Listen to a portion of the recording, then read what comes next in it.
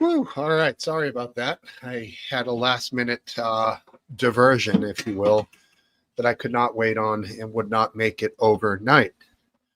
Or at least I needed to just take care of it right away. Hi, everybody.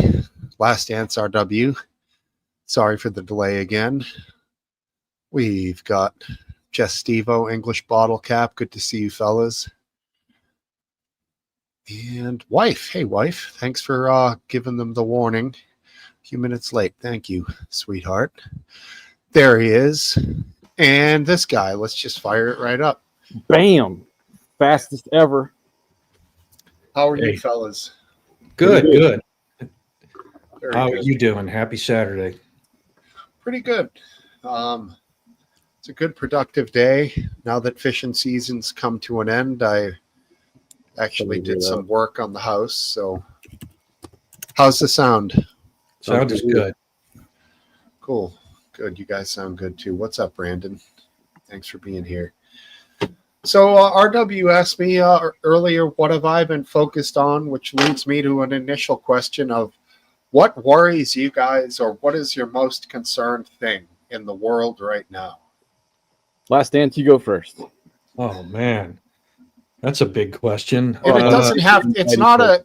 It could be just something you're very concerned with. It's not like you need to come up with it on the spot. Well, I'd be willing to go first if you're not ready. I'll say what worries me the most. It's the spread of extremism. Wow. The spread of extremism on the right and on the left. And what I worry most about that is that it may become more normalized. Yeah. I see Interesting.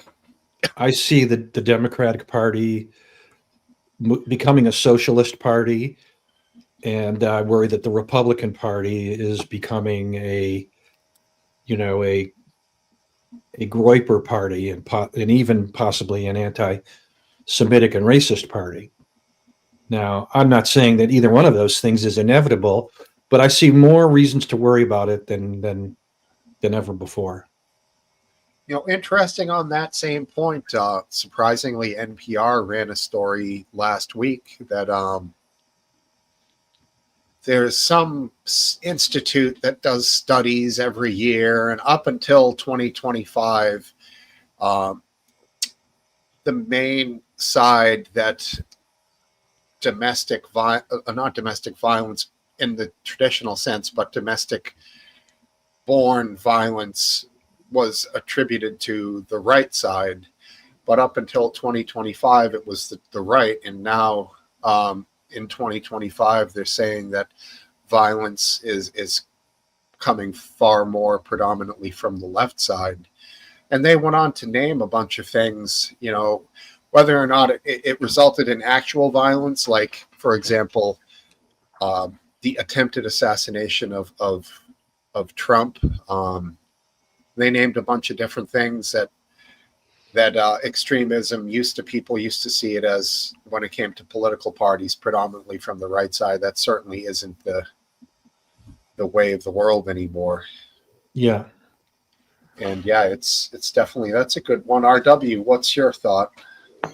I've been doing a deep dive into the Heritage Foundation Project 2025, Palantir, and the connections of like Russell Vogt, and how much influence and power certain individuals have that aren't really being paid attention to. Russell Vogt is kind of funny because his last name's Vogt, and we've seen Vote Trump for a long time now. And that's like, if you look at his involvement and how much the Project 2025 agenda has been rolled out and is continuing to roll out very quickly, that concerns me, because the end game of that is a very authoritarian legislated morality, and depending on who decides what is moral, I don't like that.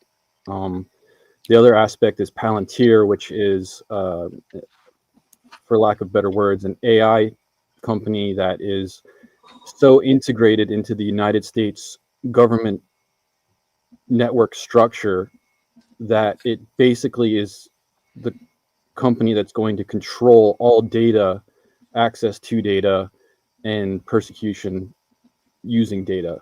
And I looked into the name of it based on an ex-employee of them. And Palantir is in the Lord of the Rings. The name comes from the all-seeing eye orb that they look through. And when you correlate that with what they do for the United States government, it's just a disgusting reality. So that's what I'm paying attention to and concerns me. So that the all-seeing eye would have been the ring itself. No, that, you know, the glass orb like witches have? Well, I guess I'm referring specifically to the Lord of the Rings. Sauron could see almost essentially what the ring was seeing.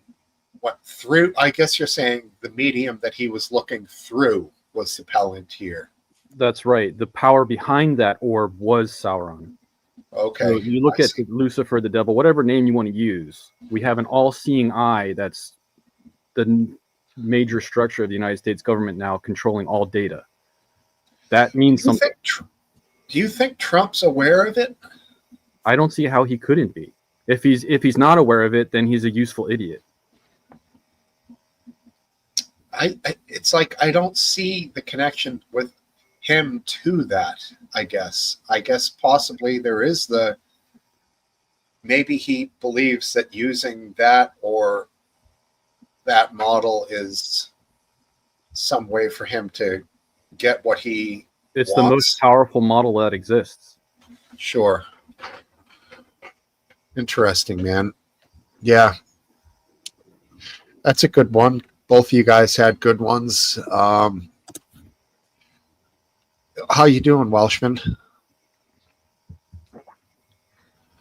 No sound. No sound here. No sound. How you doing, boys? There we go. All right. Good to hear you. Hear me now? Yes. Yes. Usual audio issues. Sorry, lads. No problem. No problem. I guess my area of the greatest concern is some sort of global. Oh yes, Talisker storm. It's global instability, market instability. Even though the stock market is busting all norms right now in the good way, I see some signs of potential major market check, if not crash. It just, some things don't make sense to me. How our debt can be at 38 trillion recently, just popped up to 38, and then the stock market almost coincidentally breaks a record at the same time. Like, things don't line up for me that in the traditional norms that it's not cautious. There's not cautious gain. It seems to be pretty wild gains. And I feel like it's going to have a 25% smash down in a rapid amount of time. And I think that's going to have a detrimental effect globally. And I think that Trump is contributing to that, possibly even unintentionally. But I think what he's doing with global markets and trade is going to inevitably contribute to that. So that level of manipulation is going to end badly. Yeah. I mean, you guys saw what happened when I guess the province of Ontario ran some ad that they used a soundbite from Ronald Reagan. And it was a Reagan discussing tariffs. And since then, the Ronald Reagan Foundation or library, I'm not quite sure who it is, I think it's run by his family, came out and said that ad actually sort of misused the sound clips, and it wasn't an accurate portrayal of exactly what Reagan was saying at the time. But Trump got pissed off at that, and he's basically cut off all negotiations with Canada, which is incredibly trivial and juvenile on his part, and disturbing that he's going to risk major market trade because of what he perceives as some kind of a personal attack, which it, Well, there's two things. Two things in ahead. response to that. One is that Trump and Carney already have a very terrible relationship. It's basically you guys fucking, F you, F you. That's the relationship. And two, I don't think the market's going to crash because of it like it did last time. Last time people looked like they were freaked out and the market it dipped down and got kind of sketchy for a while, and then it came right back up. Since we survived that one, I don't think it's going to dip down again from this one. I just don't know what the end game of that is. I mean, I'm just going on what traditionally the market does, and it's just a little odd right now. When the housing bubble, I assume that's what you're talking about. When the market burst or busted in what was it, 2008 or so? No, much later. When we were having tariff wars with Canada the first time, and we made major tariffs against them or threats of major tariffs, and all of a sudden the stock market dipped down low because people were freaked out. That didn't last for that long, though. But Right, yeah, it didn't last for very long. I'm just saying that this time around, it's kind of like the same old song, and I don't believe it's going to dip down like that again. Okay, I thought, I was referring to the housing crisis, but you were talking about something more recent. Much more recent, yes.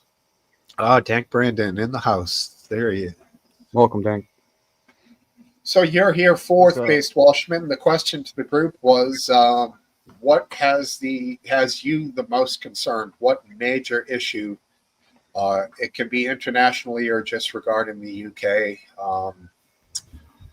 RW's was related to Project 2025 and Russell Voigt. Last Dances was sort of a nod towards extremism and on all sides. What's your issue that you're the most concerned with?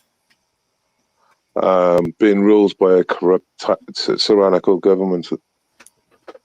Yeah, so it's your government. I could have predicted that. The pub owners Yeah, are asking enough, so you should be okay. There's so many multiple examples, especially with the justice system, like the JOD in America. It's the same in the UK. It's been corrupted by the politicians, and just the daily videos you see where police are just completely biased. And every time, I never see it the other way. I never see it the other way. If there's the right or the centre right even arguing with the left or at any point, the police will always take the one side, and it's never to the Patriot side. And just, watching people spend 2 years in prison for literally making a tweet. Yeah. And an example of how far it's gone in the UK, we have an Irish citizen that is now having now US citizenship, gets arrested the minute he arrives at Heathrow Airport by armed police for 3 tweets concerning trans ideology, and one was a complete joke. So, where's their priorities? I mean, for example, in the UK, this is just broke, by the way. So there's been, as you all know, mass protests in the UK. You know more than obviously a lot of other Americans, but you see the mass protests in the UK. A lot of them were highlighted the place called Epping Forest, the Bell Hotel. Now, the Bell Hotel was all about this beast, or I'd just call him a beast, that abused a 14-year-old girl. Many people were arrested. I think maybe 3 dozen people were arrested for this. And, obviously it came to light. He got arrested. He got charged. He got convicted. He got sentenced to 12 months in prison. He mostly served 4 on that. And other British men and women that got arrested are serving longer than he was sentenced for actually doing a beastly act. Did he kill somebody? Is he the one who killed that woman? No, he essayed a 14-year-old girl. Yeah. Now, all these protests started the last 3 months again because of this incident. They arrested him. They convicted him. They've sentenced him. He was released yesterday. They released him yesterday by accident. There's there's a UK-wide hunt for the man. They Didn't released him, gave him £76 and said, "Go on, mate, on your way." And then, oh shit, we shouldn't have released him. This is It sounded like he was trying to go back to prison, and they wouldn't let him go back to prison. He was asking for directions to get back. Yeah, he's not the sharpest tool. He's not the sharpest tool in the bunch for sure. I think he's Sudanese or Ethiopian. He's African. Damn, that's crazy, dude. Country's ruined. We even. I mean, have we let free any murderers or anything, or is it just it's just a special case? That information, I mean, doesn't seem to be at the top of the pile when they released people that did heinous acts after a month or two of their large sentence. Yeah, and the worst thing about it all, lads, I thought about this earlier on. I haven't spoken about it yet, but he is such a high-profile prisoner. He's one of many, many people, yes. But you telling me in that prison they didn't know that name referred to that chap in Epping that's caused UK-wide protests? Does he have a bloodline or something? Why is he special? Well, I don't know, but like I said, you would have thought he ain't your usual crackhead that's burgling houses and getting sent down for 6 months. When he comes to the front again, he said, "Oh, that's that guy that fucking the Epping and all the protests were about." And somehow, no, he was just a run-of-the-mill guy there. But they somehow released. I mean, so far, the prison service have said that they've suspended one personnel from releasing duties. So I suppose that's releasing prisoners' duties. But, big whoopsie on that one. Wow, Last Dance, do you have your Instagram hooked up to your current computer? Yeah. I just sent you an Instagram link through Twitter DM. If you can play that. I only do Insta on my phone. Okay. But yeah, and in the meantime, that's a good one, Welshman. Dank Brandon, and good to see you. Welcome. What's the paramount main issue that you see right now? What is it that you're most concerned with? Nope, no audio, brother. I don't see any way to maximize this window. can't maximize nothing, though, can you? And Instagram. Man, No, sorry, no, yeah. pretty much like AI and the coming like crashes that are about to happen. Crashes with the markets, that sort of thing.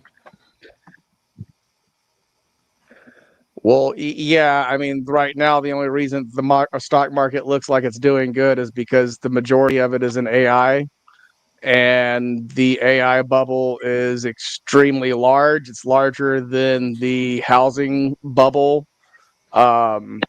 when it was on its like edge of bursting, and when the AI bubble bursts, because AI is something that the government will not be able to just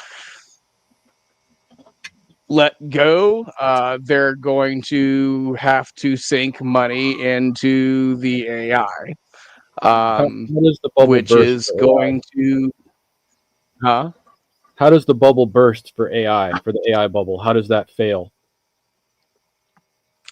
When it becomes like obvious to the investors that these companies are not able to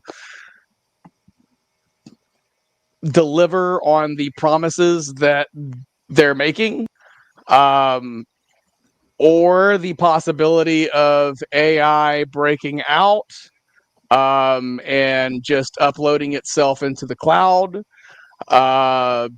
the possibility dude, there is endless amounts of possibilities, but like the main thing is investors realizing that their money is going down the tubes with AI, and that the AI stocks are inflated beyond their worth. Quick question. Do you think that most of the money in that bubble at the moment is from investment, or do you think a lot of that money in that bubble is from what AI already provides as a service? It's from investment, but the majority of the investment is like government funded investment. There's other investors, but yeah, there isn't a clear path to major profit yet in AI. Man, there's a lot of money going into it. But real quick, I want to just feature this. You're going to have to make it bigger, however you do. I have no way to make it bigger. But everyone should be able to do it on their own. Yeah, we can zoom it in. All right, go ahead. Let it I know rip. this video. Yeah, go for it. As long as you pull the chat away, you can zoom it in temporarily. I've seen this. This is Keir Starmer with a pub landlord. You ready? Yes. It's not allowed in my pub. Out. Get out of my pub. Go on. Get out of my pub. That's not even the whole video. They were throwing them into a corner before that. Yeah. Yeah, that's a quarter of the video. I don't know what happened there. That man Oh, there it There is. you is go. not allowed in my pub. He's a leftist guy as well. He doesn't even want That a man. Labour. Oi! That's assault. I am not bothering you. I am not bothering him. That man is not allowed in my pub. Get out of my pub. Go on. He hates him. Get out of my pub. You know, a pen? Did he go for a handshake or something? No, What you the handed hell? him a pen or something. You give him the pen back or something. He had a pen in his hands. I don't know why. All right, you can kill the share. But I'll give you the longer version of that. Literally, he's walking down the road, you know, that nice, quaint English sort of little town road or village road. And he goes, oh, let's go with this pub. They obviously didn't fucking check it out beforehand, right? Or got any permission from the landlord. As soon as the landlord found out, he literally blew his top. I'll tell you this much. I believe the place is named The Raven, and their business is going through the roof right now because of his actions as the pub landlord. That's So That's logical. ballsy. I have a question. I have a question. Let her rip. If that had happened in America to Donald Trump, what do you think would have happened to that landlord? Well, I think let me give lot you some context. Let me give you some context. That video is an old video. It's obviously hitting the rounds again. So it happened about 2 years ago. This was he was just leader of Labour Party then, but Okay, obviously interesting. this lifelong leftist, and he did his business went up. His Google reviews went through the roof. If you Googled this thing, you'd have loads of like spicy sort of things saying 5 stars. Now back to Dank's question: what would happen if that Trump? Okay, so you're basically That's saying happened to Trump. That's happened to you're Trump. basically saying that at the time you're basically saying that at the time he wasn't like the prime minister, he was just an English Correct. official, correct? Correct. I think that if Okay. it happened So in what do we America think would have happened? What do we think would have happened to that owner, to that pub owner, if that had been in America and had happened to, let's say, Kristi Noem or something? I'd like to answer the first question. If it happened to Trump, I think that the pub owner would get a lot of money from people that hate Trump, Right. and that people that like Trump would give him a lot of shit. Yeah. And you get a lot of money and a lot of business. I don't know. I See, don't know if they'd break his windows or anything, but I don't know. See, I don't see the left like if it was Chuck Schumer who went in to say a conservative pub and like the landlord kicked him out, I'd see the right responding with like tons of money, whereas I don't see the left responding the same way if the situation was reversed. It actually happened. I've All right, what do you got? got another It question. actually though. happened in the first Trump administration. I've got another question though. That guy didn't just like kick him out of his pub. Like he had to be wrestled back by security. So Sure. again, what do we think would have happened if that had happened in We America just answered the to question. an American politician? Why And their don't you security say had what to you wrestle think would somebody happen? away. Yeah, what do you think would happen? We already answered you. Yeah, well, they've answered Well, you. I And mean, I'd say the same thing, roughly. I mean, they would be spending some time in jail. For Bollocks. Well, I don't think anybody was in the wrong here. The guy was heated. The security guard did the right thing. He separated him from his duty, and he just, he didn't. If I get the full clip, will you play it? Because basically, it doesn't start like that. The security handball him straight away and push him down the stairwell. All right, he's already been and I understand the complications because obviously he's a security guard for the head of the opposition, which was the head of the Labour Party at the time. But the landlord was only piped up like that from the staircase. He'd literally been picked up and pushed down the staircase to get there. Yeah, I haven't seen that full. So when Maxine Waters gave her speech about don't let people in the Trump administration live their lives peacefully, when you see them in a restaurant, yes. So do you think that that's an incitement what the of pub violence? owner did was That's an anything incitement of compared violence. to That's that? a charge. To that harassment? That's a charge. No. There's a difference here, Dank. The owner of an establishment has the right to refuse service to anybody that they want. For any reason. Yeah. Now, that's different from telling any of the other patrons that are there to yell at them, get in their face, don't let them, what this pub landlord did was, as the owner, he wasn't telling the whole pub, get him. He was doing what was his perceived in my agreement as his right to refuse. But what she did was she told the general public to do that, which I think is bullshit. It happened to J.D. Vance when he went to Vermont. He got harassed. It's going to happen. If you're a divisive figure, you're going to get harassed. And that's what is the question, though? It's happened many times to Trump administration figures. And there was one example not too far from me where during the first Trump administration, Sarah Huckabee went to a restaurant somewhere in Virginia, a small town. I think it was Stanton, maybe. And they refused to serve her because she didn't have the right opinions. That's fine. Yeah, it's fine. And she just left. There was no. They didn't face any punishment from the government. Some people boycotted them. Well, yeah, but the owner also didn't. The owner also didn't have to be pushed back by her security, to keep from attacking her, right? Like I said, he'd already been picked up and pushed down the stairwell and kept into the stairwell by the security for literally telling him he's not welcome in his pub. He started quite calm, right? And by the time he was picked up by some huge security guards and put into a corner of his own pub, he's losing his shit, and rightly so. That's why he didn't face any charges at all. He never threatened any violence. He said, "Get out of my point pub." is that there seems to be. My point is that there seems to be like a double standard. Your point is moot. My point is that there seems to be like a double standard. Like we can laugh at like people, I said, it's not, being violent, just not listening to what I'm saying, and hollering at liberal politicians around the world. But as soon as that happens to a conservative politician, that's like he's a lifelong leftist. He's like you, but not as extreme. He's a lifelong leftist. This landlord admitted on tape. He's admitted on interview later on. He's a lifelong leftist. He's a Labour supporter. He is telling Labour leaders to get out of his own pub.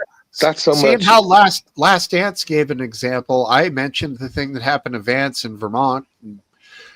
Neither of those places received, what are you going to boycott an entire ski town? I don't know. In Vermont, they probably fucking loved it that they gave him a ton of shit. And then maybe this town in Virginia liked it too. It is what it is. There's nothing wrong with it. And it appears that nobody has received any negative or detrimental results from it yet.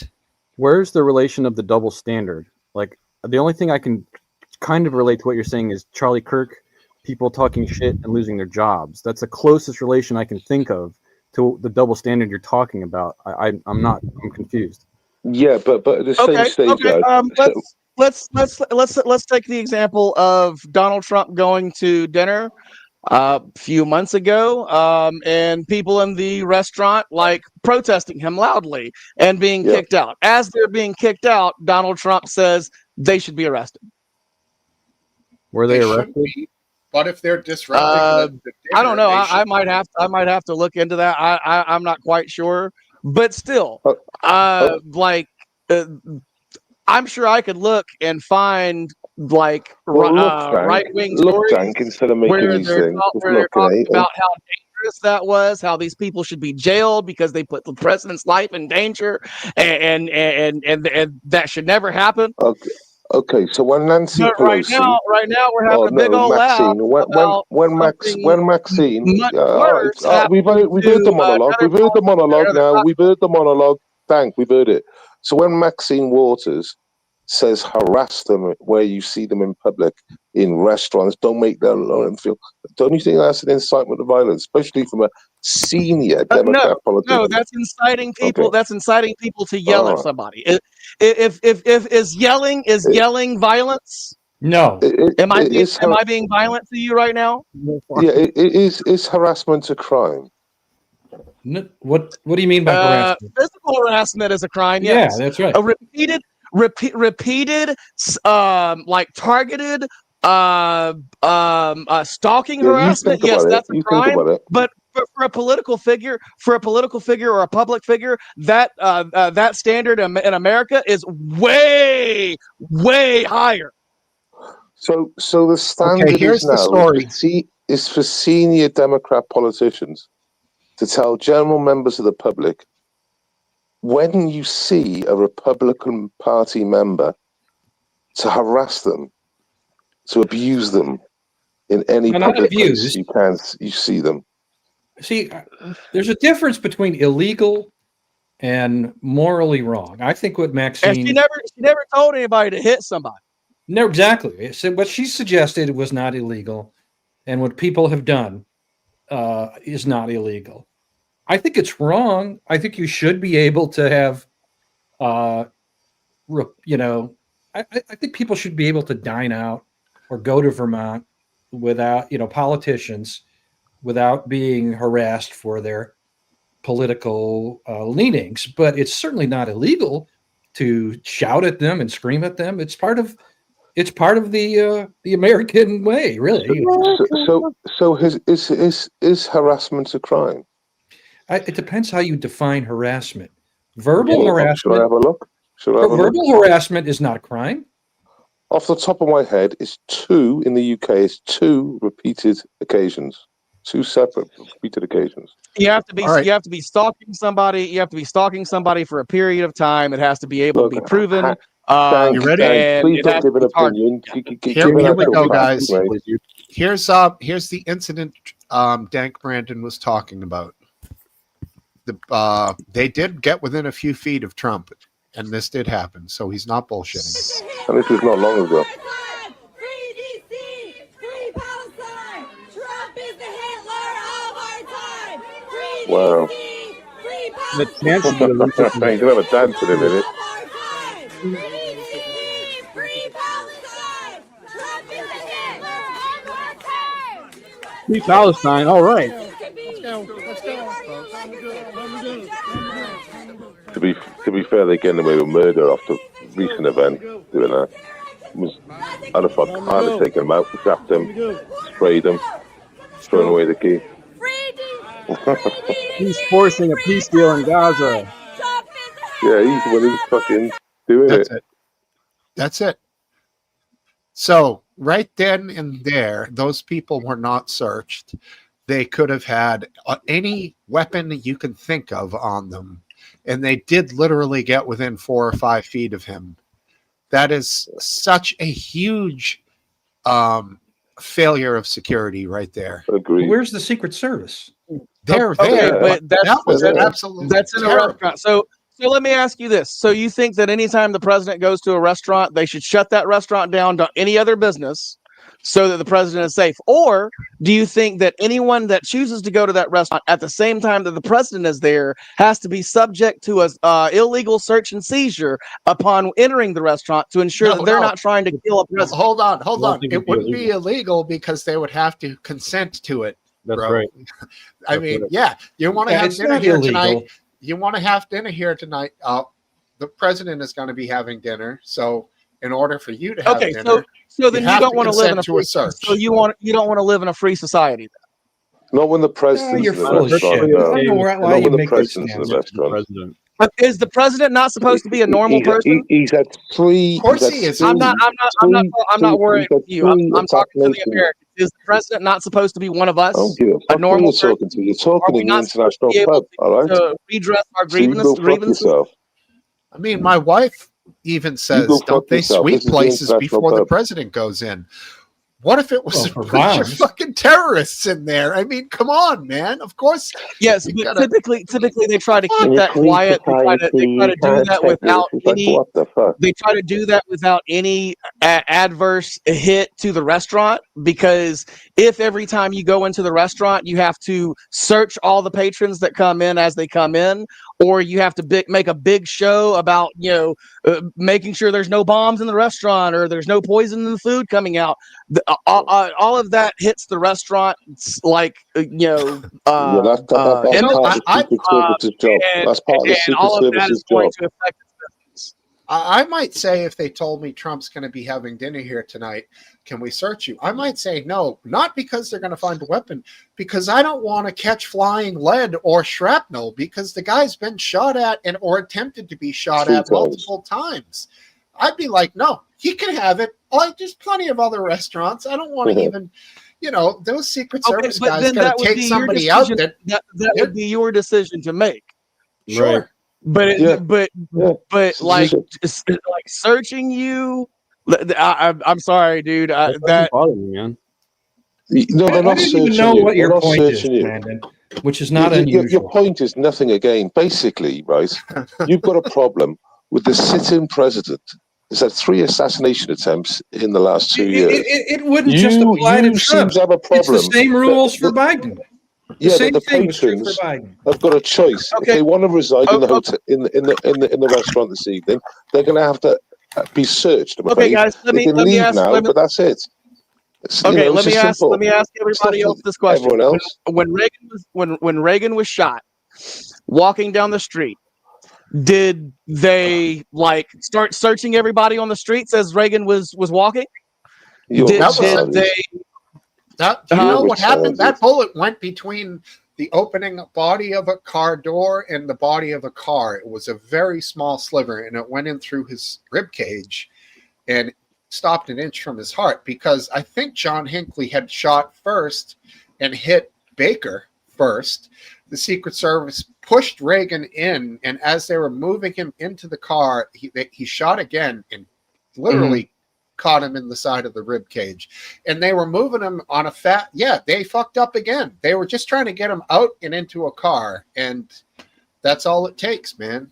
It was a mistake. But again, But I mean, he was there. He was just leaving a building. There's no way to secure every second of the day, because we live in a free society.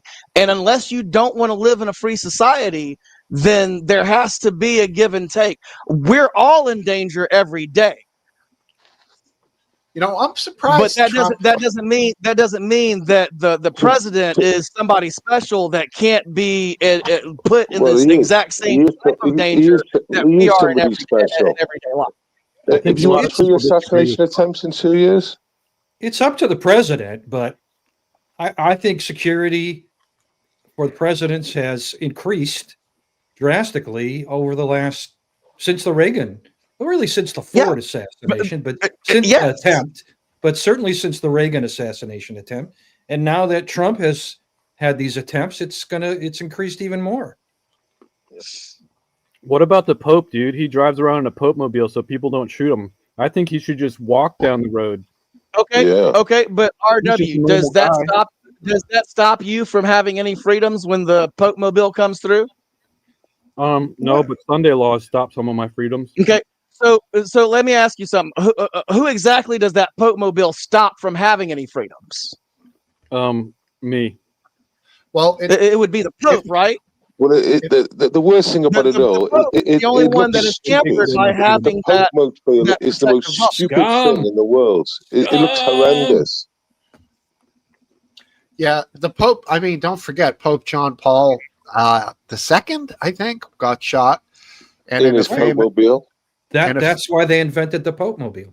and in a Yeah. famous act, he in person forgave his attempted assassin. Yeah, and it pretty wasn't fucking open. heavy. It Pretty wasn't heavy. open. It was an open Pope Mobile, and then they put a bulletproof glass around it, which looked Right. terrible, but it was funny.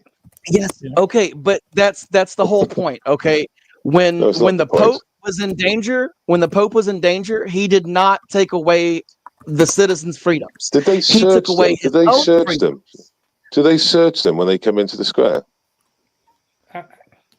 Brandon, I'm no, sure they it's a do when they real come into the square, but the There's Pope Mobile goes. nothing special. goes you're other restricting places You're than just the restricting their square in freedoms. Rome, You're right? restricting their Like the freedoms. Pope travel. Even wife, places even when he's not wife about here. to Read stop. wife's comment. I think she's just speaking truth. You can't check everyone on the street, but there You should must be a wrong. plan ahead of Steve's time. wife is agreeing with us. Well, me. She's It basically is agreeing weird with me. all of a sudden there's these people. This Code Pink group said, first of all, somehow they got word that Trump was eating dinner here, which is extremely questionable. Nobody Yeah. knows how. And then It's not immediately questionable, they dude. call- It's DC. Okay, Everybody fine. knows everything, especially the movements of the president. Fair enough. So immediately they called, they had reservations, which is the answer to how they got so close to him. So they were seated, and the second he started coming in, they went into their fucking rant. And that's how it happened. Pretty wild, but I mean, you got to give them credit. They got there. They were right there. Well, wait, They how do we? essentially just showed anybody who really wanted to do a nefarious act towards Good. them. Look, hey, look what we just did. You How do we could've done know? How do we know they didn't go through a metal detector before they got in there? We don't.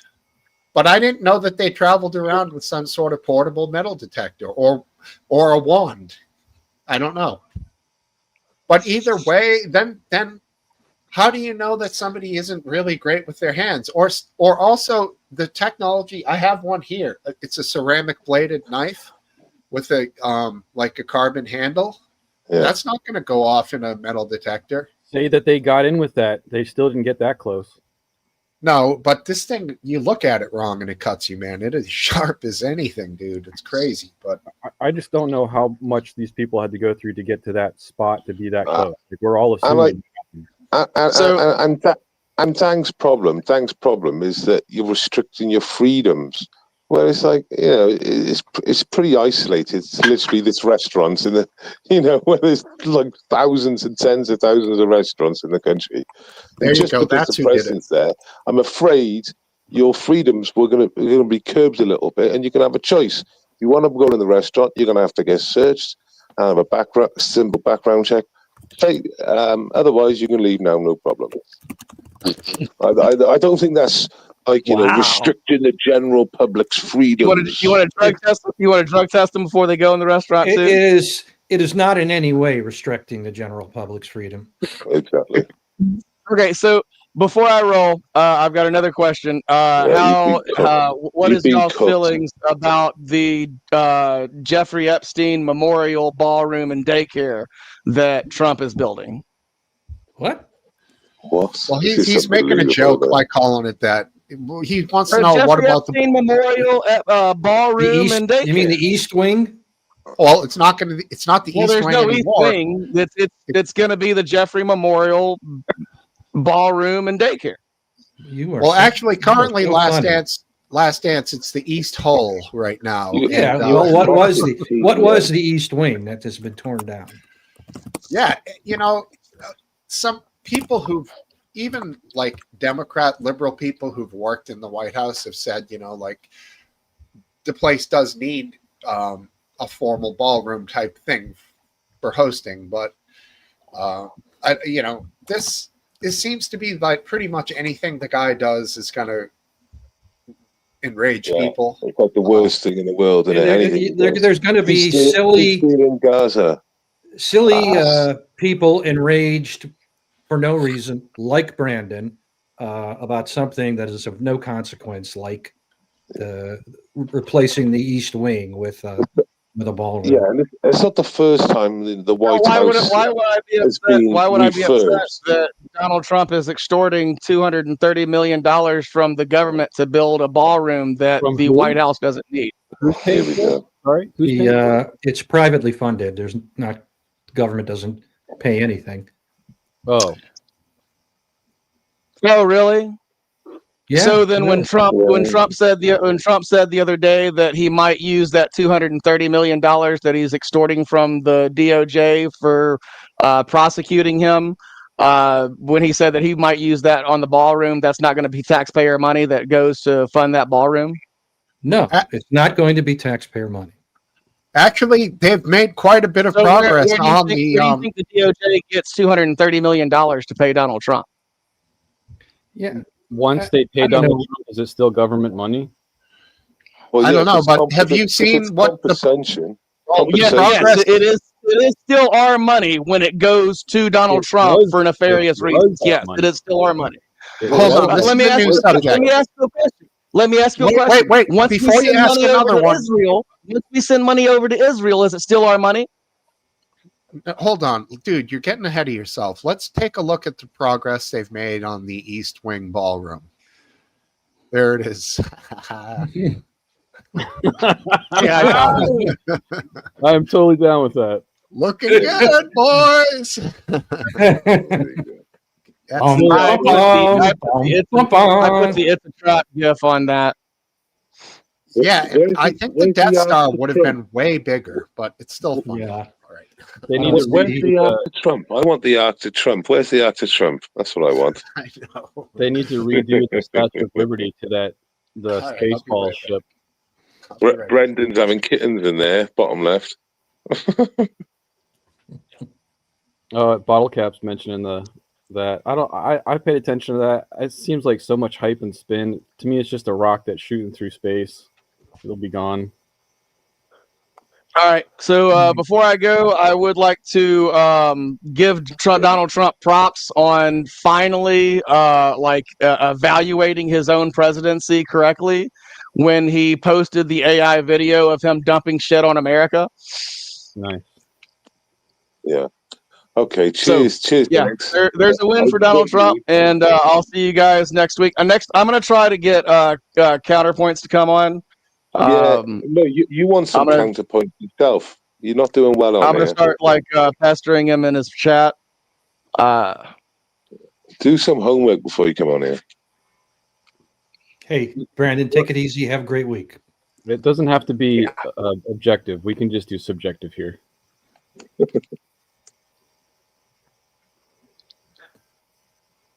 All right. Next Hey, subject. man, this is like my time to come and argue. I enjoy arguing.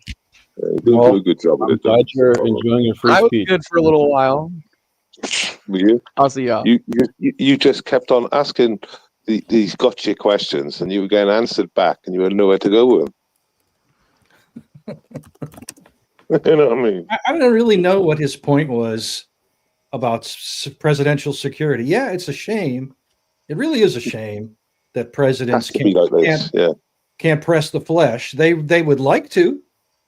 No president wants to sit behind layers of protection where they can't interact, especially Trump. Yeah. But usually being alive is more effective when you're doing a job.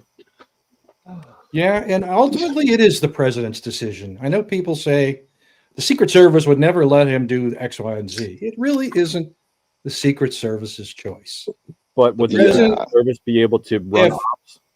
If Trump wanted to, he could take the bulletproof glass down and stroll through the crowd, and the Secret Service would not like it, but they would do the best they can with that scenario. Yeah, if he turns up at restaurants and stuff, that like you said, that is most probably Trump's the idea. He wants to go to this restaurant he used to go to, for many years, and he wants to go there. And he's pushing the boat out sometimes. But like, I think we can all agree that for the general population, their rights ain't being curtailed.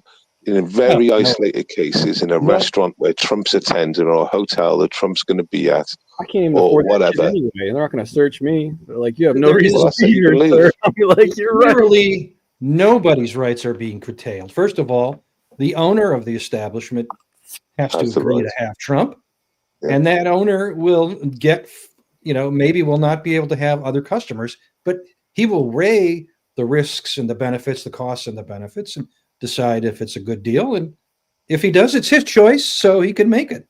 Right. Nobody has a right to go to the restaurant when whenever they want to. It's Like I said, they weren't really even got your questions because they were easily sort of answered. Full stop. Is there a difference between a right I don't and- actually, like I said, don't actually see the big problem. It's obvious. 3 assassination attacks. It's going to end up. And like I said, I'm like Steve and everyone else, really surprised that managed to happen. They were like within feet, like 4 foot or something, they? Yeah, do I anything. mean, but I think if they had reservations and they came in that way, I would assume, I could be wrong, but I would assume they passed through at least a metal detector. Yeah, and I would have thought a basic vetting as well. They would have had to have passed it. I was surprised if he just managed to give 10 minutes notice and walked in the restaurant. It's And hard like I said, that was a planned thing, wasn't it, by the women? That was a planned thing. So that it wasn't short notice then. It might have been relatively short notice. I don't know. It's, I really don't know. Either way is possible. Yeah, but like you said, it's a breach, big breach again. I mean, fucking hell. But it's interesting that the protesters couldn't think of anything original. They just shouted this bizarre mantra of leftists: "Free Palestine, Trump is a Nazi." It's like of our day, or whatever it was. Isn't it? What could possibly be more cliche than a leftist shouting, "Now Trump is a Nazi, free Palestine"? And then he did. Queers for Palestine. Are they still chanting that? Do people still chant that? I don't even know. I would assume. Okay. See, another one is UFC. So how many people are in these UFC arenas? 50,000, maybe 100,000 people. Yeah. I don't know. I never watch. I'm not sure. That's a good question. There's thousands though. Yeah, I mean tens of thousands of people, right? They all get searched, but basically they get searched. But in the UK, you'd get searched by a recent arrival from the boats, right? And they're just up and down, and then walk in. They'll speak parrot English or virtually none. Yeah, I've seen. Basically, that's who they are. But I'm sure it's the same the same in America in a way that it's the same. Yeah, no one gives a fuck. Is that why you laughed? It's the same. Yeah, no one gives a fuck about really what they're searching for. They're just doing this up and down motion thing, and then Trump walks in, which I find is hilarious. It makes my day. I see Trump walk in, the crowd go berserk. They're like 90% Trump supporters, and but the security problems there. You can't have any idea there. And I would have thought that's the end of UFC appearances for Trump. Because for the security detail up in the higher, not even just the bodyguards, the real big high ups, they gotta say there's no more UFC appearances, even if it's a snap appearance. No, with no notice. Yeah, all the fighters were loving him too, jumping over, giving him as much as they could, and it's good for their pocketbook when someone like Trump visits them. So even if they hate him, they love the and to be honest, free marketing. Yeah. Trump really does come over like quite a likable guy at the events as well. Approachable in the sense, but security wise, it's just basically so many red flags. Yeah, I mean, with That's a athletes, nightmare. with Yeah. athletes to take a stand against a president can be detrimental to their legacy. For example, we had a goalie here in Boston for the Bruins named Tim Thomas. He was crazy. He'd skate out to middle ice to fight anybody. He was awesome. He was like a psychopath. The Bruins won the cup and Obama was president. The whole team went and Tim Thomas was the only one who didn't. And a lot of, even though I wasn't like this, big Obama guy, I was still like, dude, this is the president. This is the White House. You go. You're the fucking man. You're the goalie. You know, maybe you get a chance to take 15 seconds to tell him your piece of your mind. Right. It's an opportunity. Who cares? But to completely like boycott it out of some sort of like protest, I think that goes both ways for athletes Absolutely. and politicians. So- What do you remember the Dixie Chicks for? Some anti-Bush speech from years ago. Like it superimposes over their music, you know? It's I like, just remember that their name changed for political woke reasons. Yeah, but okay. So I've never heard this one before, but you're telling me now. From what I heard from you just saying, he's done a decent thing. He hasn't made a big scene, like for example, Colin Kaepernick. You know. well, I mean, it was a big scene around here because the entire team and coaching staff was going to the White House, and he didn't. So the act Right. in and of itself was pretty big, at least. Let me think about Let me it. be skeptical. Is it? I was will it an say that official- was if it an it was official event? reversed, Was it an official event? It was, wasn't it? Well, yeah, it was because they had Yeah, they were a championship team. Yeah. It was like, I take it back. He's representing the team. yeah, every usually championship sports team gets invited for a photo op, and you know, like I think, you know, Trump bought the national champions in college a bunch of fast food one time or something dumb. You know, it's just it's a cushy photo op type thing. You know. Yeah. I take back what I said, but because basically you're employed by the club and you're an agent of the club, and you need to do what is expected of you, and being a team member, and you know whether if you were a sub even or the second or third goalkeeper, no, you've got to go. There you go. What's your skepticism, Last Dance? I don't think it was controversial because he didn't go. I think it was controversial because Boston is a left-leaning town, and it was Obama.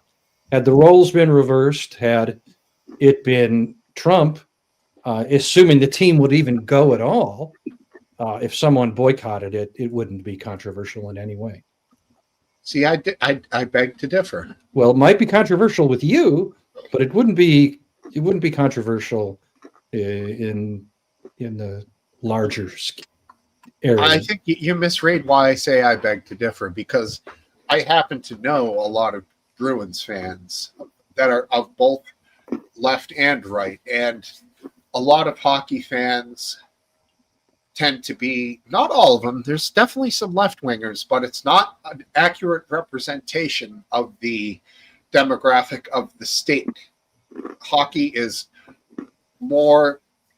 probably slightly more right leaning when it comes to fans in Boston. Even might be hard to believe, but it's a little more of a hard edged working class type of a crowd that, you know, might be a little more. It's not really fans that drive the news in the Boston area. It's the media. It's the sports writers, and it's the non-sports writers, and they'll be hostile. You know, they have their Democrats. They'd be hostile if someone would seem to be not supporting Obama, and they would be supportive if somebody appeared to be opposed to Trump. That's how it always is. If you saw that, more power to you. I didn't, and at the time, especially, I was very engaged into the sports media of Boston, and the Boston Herald, which is a right-wing newspaper, Jerry Callahan, I believe, is the name of one of the writers. He came out and said it's ridiculous that Tim Thomas is doing this. And he's very popular. He had a radio show at the time, Dennis and Callahan. It was a morning show. Both Dennis and Callahan have since retired, but at the time, they both had been saying this is absolutely foolish behavior for him not to be going. And they talked so much shit about Obama, the station had to tell them to stop talking about Obama because they disliked him so much. And they were appalled at this behavior of not going. They're like, he's not separating the honor of getting to visit the presidency with the actual president that even they disliked. That's what I saw from the sports writers, the media on both sides. It seemed to be, a pervasive thought amongst people here. That's how I saw it at the time, and that's how I remember it.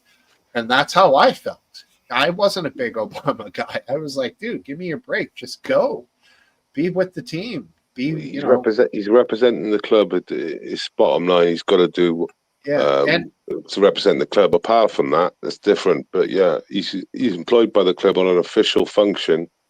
So he's got to play to win the prize. We have a player who still plays. We just recently traded him. He goes by the name of Brad Marchand, and his nickname is the Little Ball of Hate. And he is a prick, but everyone loves him. And Obama singled him out and said, you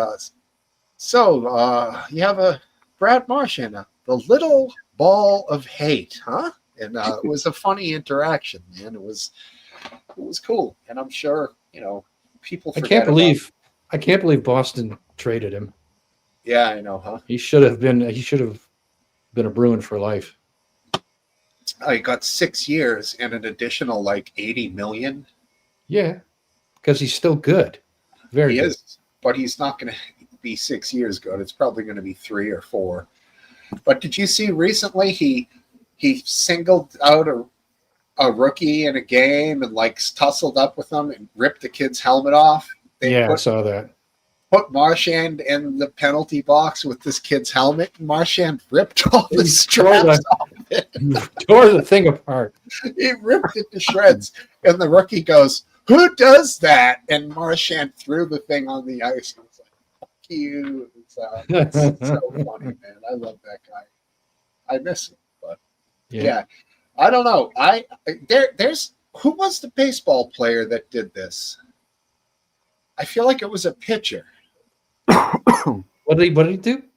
That did the one. Sorry, it was kind of a long connection. But when a team won the World Series, I feel like there was a pitcher or a star player who would visit the White House.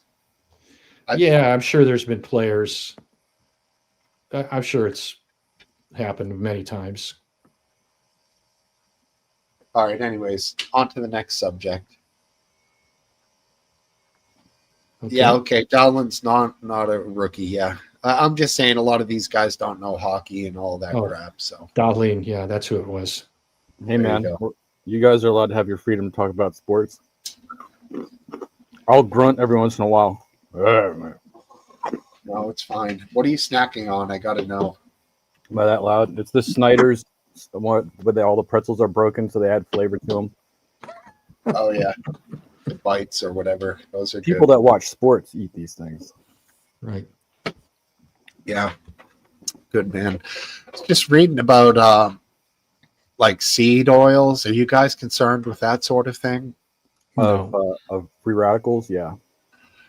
And I was reading about them, and like I wouldn't be surprised if there's soybean oil or something like that in what you're eating right now. This is pure cancer.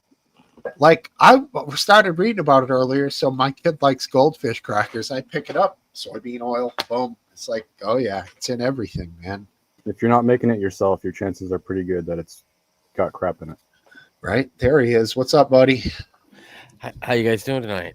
Yeah, doing good. Looking forward next week when Dank has a little more time. Yeah, me too. We can always hope. You'll be able to preparation next time. These are people who did not go to the White House, I think, is what English did. Manny Ramirez didn't go probably because he didn't care. That guy never took a stand on anything in his life. I don't know about the rest of them. Probably Michael Jordan too. I can't imagine him being political. Too busy doing other stuff, making way more money.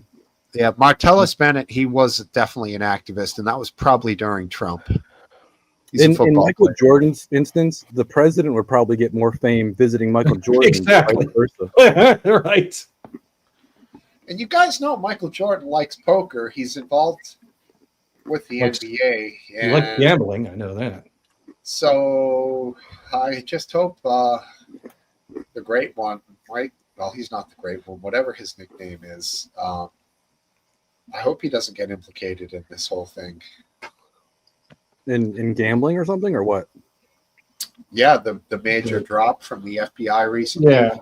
Chauncey I think Billups. Who's getting hit with that? Did he play on the Celtics ever? I feel like he did. You mean sports gambling or poker or what? It was, Well, if it was illegal gambling, I believe. so, there's two layers to this.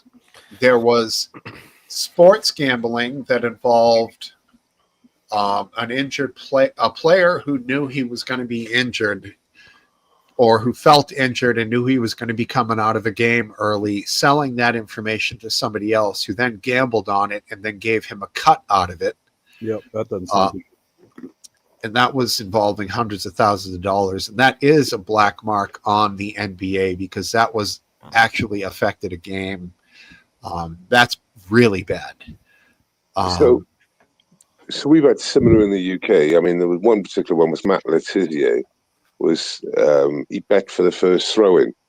So, like you said though, when you're putting huge bets on these obscure things, you kick the ball out so badly, it was like fucking pretty obvious in a way. But yeah, there's been loads of it. Really, snooker's another one in the UK has been stung by it. I got to say, I like it. How so? I'm not a fan of gambling. I think You clarify what you like real quick. it's fine for people who aren't addicted to gamble. I don't care what they do, but I know lots of families are destroyed by having one gambling addict in the family. They're also destroyed by this. Do you want to make that illegal? I'm not saying I want big gambling illegal. Not at all. Okay. I didn't say that. But I think it's up to the casinos to police this. If the leagues, what they've been doing is they have been partnering. Well, for years back when I was a kid, all these leagues kept gambling way at length. There was no, gambling commercials, gambling ads. They didn't even let players do ads for gambling establishments. Even when retired players did it, it was controversial. But now these, DraftKings and FanDuel, these companies are enmeshed with NFL and NBA and MLB and you can bet obscure things, can't you? That's the crazy thing, like That's right. first sub or first free you kick, can bet these anything. obscure things, and if you can, then that's a vulnerability that the house needs to close on their own. I don't want the league policing this because stuff. all these stupid bets or all these obscure weird bets, that's Right. all it does is breed this sort of activity, because it's much more difficult to get like results in other ways. So these obscure bets are perfect, but they must stand out like crazy when you put like £20,000 from one location on it. Surely, I think it should all be legal, except for if somebody who's involved with the league does it, then they get a lifetime ban and blacklist. What if you found out that casinos and gambling establishments and sports books made most of their money off of addicted gamblers. Fine. Don't care. Okay, that's fine, but it, you know, it's part of the reality of gambling is that 100 gamblers that gamble for fun make the casinos less money than the one gambler who's, you know, addicted and just keeps doubling down and losing his life savings. Hell yeah, that's why they give them those free steak dinners. Why they give them exactly those hotel rooms. right, Man, right. my mom's got some friends like that, you know, and you know, shockingly how much money a year that they waste at those You know, places. What do they Shocking. call them? What do they call them? A whale. Whales, yeah. That's crazy. I mean, Mom you have Mom you know, rolls you with have some a- whales. you have you know, let's say 5,000 of those, you know, in your town, you know, and I'm sure that's a very generous number. You know, I'm sure it's probably like 50,000. Right. But they get a lot of money from a lot of average people that Yeah. wouldn't be Right, spending right. that money on something else. So I they mean, got Michael it Jordan going. might gamble more, but there's only a handful of Michael Jordans. There's Exactly. 50,000 regular Joes that Oh God, you know, man. have their- it's rampant, dude. It's rampant. take Now- their And this was $100,000 in not a life problem. savings. This was not a, I will say, you know, I don't think there's any logical and reasonable way to deal with the problem, but I will say, you know, we've all lived in the cities where we all have these casinos now, and we Yep. all lived in them when they didn't have the casinos. And those women, you know, and I'm sure there's men too. I just know through my mom, but those amounts of women, they're really really in deep with these casinos, spending so much money there. They didn't spend that money on something else. So I don't know. You'd think that would make a big difference in the local economy, like in a proponent against wanting to put one of these in your town. Are they Indian casinos? No, I live in St. Louis, dog. Well, I live in Massachusetts. We got Indian casinos here. You got bro. them up there? Oh, I thought they were just Yeah. like on reservations and stuff, Mohegan or Sun like large and, concentrations of them. Mohegan Sun and Foxwoods are both, and they're huge. They're Dang, both- so they're reaching out and going places. those engines are good with their. Is Gambling. that not reserve land? I don't know what it is. They got something. But anyways, the second part of this whole gambling thing involving the NBA is far more intriguing. This involves illegal poker games that are financially backed by the Gambino and Sangiovese family, crime families, the real ones, the mafia, like the ones we all heard Right. from the 20s and 30s. And they were high rollers, whales. I think Chauncey Billups was playing in this circuit. He was bringing his rich friends in, and they were playing, and we're talking huge money poker. They had card shufflers that were modified to be able to read the fucking cards as they were being shuffled Correct. and tell whoever somehow tell some spotter that would then relay the information to one of the players of almost what hand everybody had. They also had x-rays under the tables Oh that my could gosh. x-ray up and fucking see the cards when they were face down. So, I mean, if you're one of these guys who keeps your cards folded the right way, right in front of your face the whole time, doesn't matter. The card shuffler still saw what was going to be in your hand. Who was Yeah. doing Right. it? Was the players were cheating? There No, the was- house. House. The house But was cheating. How does the As house well make any as- money on poker? No, the house was playing. So the dealer is the house, of Okay. course. And then I believe there may have been one other person in the game that was, in cahoots with the dealer and the cheaters. They've got technology now where in the shuffle shoe, they can literally hold back aces and they can hold back numbers, and you will not be able to see with your naked eye. You won't be able to pick it up.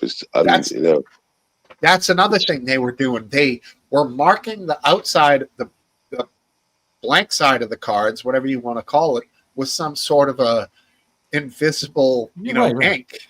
Right. And then Mm. with a filter, glasses or lens or camera, you could see what that card was. I mean, this Sure. thing was pretty wild, and we're talking tens of millions of dollars that was cheated. All casinos cheat. All casinos cheat. No, these were illegal poker games to begin with. So Yeah. you could but- go play legal poker at a casino and for 10 grand a hand. But I think the lure for these rich guys is like, oh wow, illicit poker. Ooh, Gambino. Ooh, you know, It just sounds we dumb. got like this is like Yeah, heavy, so- you know, this is like Yeah. backroom Sopranos. Like it's If got you're- an allure to these rich guys. If you're cheated in an illegal poker game, then Right. you can't take it to Where'd you court. go? That's Yeah, the it's full on you. experience. Last Dance. Do you boys know this guy, this professional gambler called Mikey Mize? I think his name is. He's got tattoos on his face, or he used to have loads of tattoos all over his body. Do you know the guy? No. Heard of the guy? Well, what was I bringing up him for now? Shit. Yeah. So his thing, what he says, right? He says, you know, they can make percentages. So on the roulette wheel, for example, he says, so a dealer will be able to, like, he said, within 3 numbers.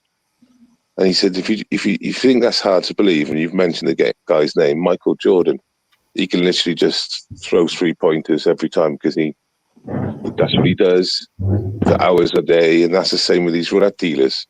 Yep. So he says they can literally pin it perfectly to what he says. So my object is when they're releasing the ball going through their motion, so I distract them. And he said, you know, that like pushes the percentage towards me back, you know. I know it sounds silly, but this guy, So is he alleging that the roulette dealer picks a number or a range of numbers that would be advantageous to the house because he sees all the bets before? Well, he throws the roulette's deal? with the ball, right? The ball. yeah, so Yeah, that's what the basically, ball. he's suggesting that the roulette dealers that obviously do this for very long periods, for years and years on end, they can near enough Right. give or take within like 3, he said, but maybe 6 Yeah, yeah. numbers. So basically, they can sort of near enough place the ball. But are roughly. they doing it for the house or are they doing it? Yeah, they're working for the one house. of the dealers. players. The dealers are working for the house generally. Yeah. But you know, like I said, you know, he said personally he knows dealers. He's seen dealers. He knows exactly, and the problem is, of course, they know what numbers he's put down, so that, you know, if they're not working for Right. him, if he doesn't bet and he can guess it, I know it sounds crazy, and when he bets, he's not getting it. But Yeah, right. it's not like this guy has made multiple tens of millions. Hopefully, Bulldog or English Bulldog will tell us in the chat his name. Mikey Mize, I think his name. Yeah, you're right. He's Because banned, he's banned from all casinos in New York. He's banned from everywhere. you're right, Welshman, because the gambler has to call his color and number before the ball gets put into the ring, so Right. that the dealer, per se, I don't know if that's what they're called. It doesn't sound right, but puts the ball in after he sees what everybody is chancing. The other side with this is craps and throwing dice, and I know that there's techniques to throw like a knuckleball of the dice, so the 2 little squares float through the air without spinning. So they're going to bounce and have less spin when they bounce off the thing. There's certain ways that you can manipulate that as well, but I think with the ball, with roulette, you're definitely onto something there. Yeah, I can believe it. And the odds are astronomically in the favor of the house. So Yeah. if the gambler wins, it's like 25 to 1 sometimes. You know, you can't really believe it, but then he mentions people like Michael Jordan, and you think, oh yeah, sort of. Do you know what I mean? I Yeah. mean, Michael Jordan can mostly look at the ring, close his eyes, and throw the ball and hit it only at his best, just like a dealer could most often Because get he's- it within 6 numbers. He's shot the ball 100,000 times. Yeah. So, you know, he has more practice than anybody. Sneeze. So yeah, you sort of believe it a bit more. He does his best out of is it Baccarat? Is it Baccarat? The big dice game with the round circles either side, and what's it? And you bet 7 and 11 and 2. What's that? I'm blocking my brain. Too late for it. I don't know. What's that game? You know the game. The black and white, like long skinny triangles, and you Yeah. I It's can't like think. overly I know what you're trend. talking about, but I can't think of the name of it because Yeah. you said Baccarat, and that's all I think of. Huh? Are you talking about backgammon? Yeah, backgammon. That's Backgammon. it. Oh, back. Yeah, that's right. Yeah, backgammon. Yep. If you want That's to the one he plays. He says that's the one that they can't really control and edge. He keeps talking about edges, and edges are important. So is that a casino game though? Do they play that casino? Yeah, and he can. Seems like something you play with like your aunt or something. He said the best he could get on poker was about 50,000 a hand and stuff. And he said poker's not, but he said he can bet $250,000 a hand on that on some. So that's, and like you said, the edges aren't there for them.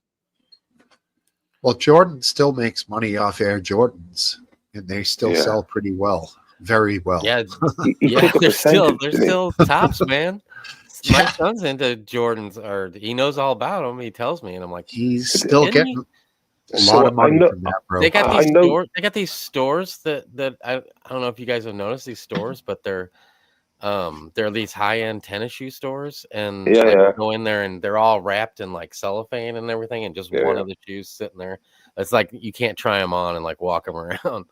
There's no guy measuring your foot. It's just high-end. Yeah. And these places are all over the place because my son takes me into them wherever we're at. So didn't Jordan take a percentage deal of sales? And Tony Hawk's did the same thing with the Tony Hawk's game. And the Tony Hawk's game franchise has made Tony Hawk's, I think, like hundreds of millions of pounds. Right, that's right. There's just one Tony Hawk. Yeah, Tony Hawks. I've heard him talking, and he was going to take like the 80 grand they offered him or something, and just like he said, "Oh no, I'll take like 1% or 2% or whatever it was." It wasn't a lot, but over the last 30 years, it's fucking turned into a fortune. Yeah, they wanted to buy him. They wanted him to buy him out at the very beginning, and he was like, they offered him like a crazy amount of money, but it was who's that? Tony Hawk's. Yeah, and. Tony Is that bothering you, Aphid? No, it don't bother like me. at the time it was like 10 million, which seemed like it was. Yeah, like, it might have been. It might have been 10 million, but he'd already had a previous agreement though, at that point. So he realized he had a good thing going at that stage, did he? Right, and he said, "No, I'll just keep the percentage of the royalties of the whole franchise." And because of that decision, he made hundreds of millions of dollars. There's a famous crazy amounts of money Tony Hawk made. Yeah, I heard that. There's a actor from a famous movie. I don't know if it was James Earl Jones, Star Wars, or something like that. One of the leads in like a movie with a ton of leads took a percentage, and a bunch of the other people took a payout. And like this, whoever takes the percentage, if you pick the right movie, it's astronomically more money over the lifetime of the movie. I guess. Sorry. You just have to have that foresight, Yeah, or that because when somebody's dangling the carrot in front of your face, dude, it's like, you want to grab it right then and there, Yeah, I mean, it could mean like at the time a new house and a vacation home, right? Like nothing you could ever figure before, millions of dollars. Right. So I got it confused. The 80 grand is the artist that done the Facebook logo or something. He was given like 80 grand or some shares in Facebook, and he took the shares in Facebook, and it's made him like tens and millions of pounds, because at that moment, at that time, Facebook wasn't worth basically anything like what it was, and like I said, it was 80 grand. And he said, it's a lot of money or something. He's like, yeah, but, when it's gone, it's gone. He said, so he said, I thought I'll take the shares. Yeah, that's for sure. Seems a big gamble, mind you. But he's made the right fucking choice. Most I definitely. was a big gambler. I had that life for a while. Really? Down by the river. But you actually played pool, though. That's Yes. I mean, it wasn't a gamble because you were good. Well, yeah, but I mean, that was the lifestyle, and all the people I knew and all those people I hung out with, that was the lifestyle. You know, But you bet on yourself. Yeah, well, not all of them. A lot Oh, of not the all people of you there- bet on other pool players. Oh no, I never did. No, I never did. But the No, I'm people talking about you. that were, yeah. No, I never bet on females. Me and I my mean, there buddy probably, played there pool. probably was a time when I was out of town with somebody and I was like supporting them. You know, oh yeah, I'll take that. You know, but no, like I You're a didn't pool take shark. that You're a people. pool shark. I mean, the term pool, like you see the movies or you think about it and you think like some guy comes in and like hustles, you know, the place or something, acts like he's a traveling salesman, you know, and comes up with some good story, cleans the house. I mean, that's not really realistic though. That's what you call a sandbagger who fakes it and then just destroys everybody. Right. Like, I mean, it happens, but it doesn't happen that often. And it's You're not like looking at nowhere like balls. it is in the movies. I had a crazy thing years and years ago. So there was these fruit machines out, and For those there gay was, a vendors. there was a problem with these particular machines. So basically, what you ended up doing was you ended up avoiding some prizes and taking others. And the whole rule was you mustn't take anything else apart from like these particular wins, which was about maybe 20% of what when it offered you prizes like money. It would offer you like the jackpot, say it'd be £10 jackpot, and you couldn't take it. You'd have to take the £2 it offered you. Because if you were taking the £10, the machine would have caught up, and then it stops paying you. Basically, it becomes ungenerous. So if you keep on taking these particular wins, you can empty the machine, and it takes about 20 minutes. Huh. And you get punters in the pubs and the clubs, and they would like look over your shoulder like sharking you, and they'd get confused, and you'd sometimes you'd have to act like you're confused, and it was crazy. But they literally took all the machines out of all circulation. They recalled them back in. it was what were you winning? Cash? Money, yeah. So cool. basically there was. It would take generally up to like 40 minutes, but generally 20 minutes, and you would make like 50 quid like 30 years ago. That's what was in the tube. That's what was in the tube. And you basically make it misfire at 52 quid, and then you walk on, go to the next location. I see. But like, what you do is as soon as it misfires, because it starts off and you wins every 2 to 3 spins. Every 2 to 3 spins, they'll offer you a win. So what you do as soon as you come into the end and say it misfires, I'd slot in like 8 quid, 10 quid. It'll still keep on giving me cash, but I'll be taking all the wrong prizes then. I'll take the prizes that will affect the stabilizer in the machine. The stabilizer, like, you know, tells how generous it is. I would take all the wins you shouldn't take now. And over a period of like a couple of minutes of taking the wrong wins, you might get some more money back. You might make it misfire again. But the most important thing is to feed it with like £5 and then walk away. Because that machine then is like going to be fucked for about 200 quid. It's only got 5 quid in the tube. What a fucking shyster. Listen to this guy. So what you mustn't do it. You mustn't leave it generous. You mustn't like empty the machine and walk away. If you empty the machine and walk away, the machine will keep on paying you. So what you try and do is time it. So when it's like 10, 15 in the tube, or like say 10 quid in the tube, you just switch it off. But it would take a period of time for the machine to really catch up. And that's what you want to do. You want to leave it like £5 in, walk away, and then next punter comes in and just slots it up. So do you watch and see how many people play? No. I take your time to come back? I could walk into any establishment with that particular machine and empty it regardless. There was big because I was involved in that for a while, one of my early 20s. There was like proper club machines, 200 £200 payouts that worked very much similar. And if you've ever played a fruit machine before, you're going to like this. So you've got a cash pot and then you've got a jackpot, for example. It's quite simple on one of those high-low ladders, and you go 1 to 12. I'm sure do you understand what I'm on about there? You just go high-low.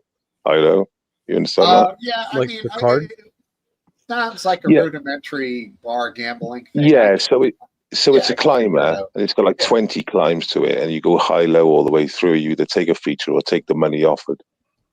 Well, the machines generally would have the cash pot before the jackpot, because the cash pot gets filled over a period of time, and you see the numbers go up. Now, what we used to call it is called fuck the numbers. We used to fuck the numbers. So the one before, Tell me more. Yeah, the one before the cash pot, what you actually did, if you had a 3, you would go lower than a 3, or if you had a 2, you would go lower than a 2, and the machine would. It was a fault in its hardware. The machine would software. The machine would want to give you the next feature, but it mustn't give you the cash pot. And if you'd have gone high on the 2, it would have hit like any number, but it wouldn't have given you a 12, for example. It would have given you an option to lose. It would have given you 11, and of course you would have gone low, and it would have popped in a 12. So what you do is you fuck the number one before the feature you want, which is the cash pot. And when the machine is generous, with the tubes full, like 2 tubes full of coins, you can hear the coins go in the box on the floor. So you know the tubes are full. The machine will allow you to fuck the numbers. So when you get a 3, 2 before where you want to go, and you went low, it'll find if it finds a 2, it will do you. It'll do you again. But you will lose. But you've got to go the one before, and eventually you'll get a 1 or 12. And when you press the obvious high off a 1, the machine will spin for an extra long time, and then give up the money. Are these machines mechanical? These things sound like literally mechanical with very little like computer involved here. Well, we were talking 30 years ago, but there was a lot of electrics involved. Yeah. No, not electricity can still be mechanical for sure. I'm saying that, but it's a series of. What's that? It sounds like it's computing. It sounds like they rig these machines using software or code. I don't know. That's what I'm saying. It might be computing, but mechanically, so basically, the person who designed it put faults in. Yeah, I mean, I'm not saying it's not computing, but it doesn't have to be a computer to compute, if you know what I'm saying. So the pub version, in pubs, which like a lower jackpot, like a tenner, that version was designed by someone who actually added those faults in. He put those faults into the system, and the machine got very popular, generically. Just people liked it, but there was a fault embedded in the machine. So yeah, it was then exposed. Obviously, I think it's pretty righteous though for you to get the guy that tried to rig his own system, and you figured out how to beat that rig, so you pretty much beat the house every time. Like that's like karma, dude. Yeah, to be honest, I didn't find the fault. I heard about the fault, and then I invested in me and this lad went half. I like put £100 in it each. And eventually, I knew bits and bobs that, but basically, I had to find out myself. And right, so you weren't just part of the cult of the dead cow. So I think my first machine. I think the first machine took about 6 hours to empty, but I emptied it. My first machine, and then you just refined it. And you understood eventually. We used to call it turning the machine on. So you turn her on, and then you turn her off. You must turn her on to empty her, but you must turn her off, because otherwise, landlord gets misfiring and loads of red flags. And what you want is for you to go in, go out. And the problem is when you're getting people sharking you and looking over your shoulder, it's very difficult to play dumb. tried so many different ways, but it's quite hard if to play like because what you've got to do, you've got to refuse jackpots. So it offers you a jackpot off nudges, and you can't take that. So if the machine offered you 3 nudges and the number 3 come on, so it's 3 nudges, you cannot take the win. But if it offered you 2 or 1 nudges, you can take the win. Now, if it's offered you 3 nudges, but you only need 1 nudge, you can't take the win because it's offered you 3. You mustn't take any prize from 3 nudges. You can only take a prize from 1 or 2 nudges. You're speaking Chinese, dude. The most I've ever gambled is like at the arcade, and like you figure out how to send the quarter down the bowling machine perfectly, so you get lots and lots of tickets. And you still get robbed anyway when you hand in 5,000 tickets. They give you a piece of shit bottle rocket, like woohoo. Yeah, I mean, I wasn't a really good gambler at all. I mean, you could have called me a slotter, which would have been someone who's not very good at it originally, because but when I found out, obviously there was a problem with one particular machine, I got on a different road then, and I went away from slotting a machine, which is basically just spending your cash in it and wasting money, into a different sort of person, which was to basically beat them all at all counts. Not always legally, so I'll leave that one there. Not bad. Good take. Hey, Aphid Lip. So I asked all these guys an opening question, if you're there. Yeah. And they all answered it accordingly. Can we ask Sarita after him? Of course. Yes. So Aphid, what is the main issue, your main concern, like your main worry point, if you will, right now? If I can remember correctly, Last Dance was extremism on both sides. Well, don't tell me before I answer. Well, you don't want to hear everybody's answer, because I heard theirs. I answered after them. Oh, well, what was the question? You didn't hear me? I think you just kind of scarfed around it just there. I don't think maybe it's concerned with everything. What's your greatest concern about in the world right now? Your biggest worrying point? Yes. I won't give you anyone else's answer if you don't want it. All right. I mean, it probably is what it always is. Just that, in the not too distant future, some country or some person's going to figure out how to destroy us all. With mixing some component together, and making it even easier. So, I mean, it seems like the world's in a somewhat decent place. Right? I mean, I know you could pick your battles with what's going on, but overall, it seems like, I don't know, it's not too much going on right now. So, are you saying your biggest fear is like a terrorist attack, or some sort of virus? Just that somebody is going to make a decision that will traject the whole planet into total annihilation, within a year or two time frame. I'm always a year or two out, probably, thinking who now it doesn't seem like anybody. Who's that person? Does his name begin with T, his last name, and end with P? No, just that anybody, like it could be some dude in his garage that is like, I would guess it would be some physicist in a government lab somewhere. Right. Oops. Hey, if I split the atom this way, I can make nitrogen burn. There's an individual. Not just if he mixes two things together, but if there's another guy that's got his country has nuclear weapons and he's going to make decisions that either force somebody else to shoot him off or him to use them. We already have North Korea with nukes, so right, exactly. It's already pretty bad. There's a couple countries you could throw out like that, yeah. Well, I'm not going to lie to you with the fact that Russia is fully engaged in a war right now and fully armed with nukes, and that's very concerning as much as the crazy psychopaths like North Korea. Why are you not, giving them Tomahawk missiles and stuff? The Ukrainians. I mean, it's just. Well, they're not nuclear armed Tomahawks. Well, I know they're not. Nor is anything Russia is firing over. But why are you supplying Ukraine with more Tomahawks? We did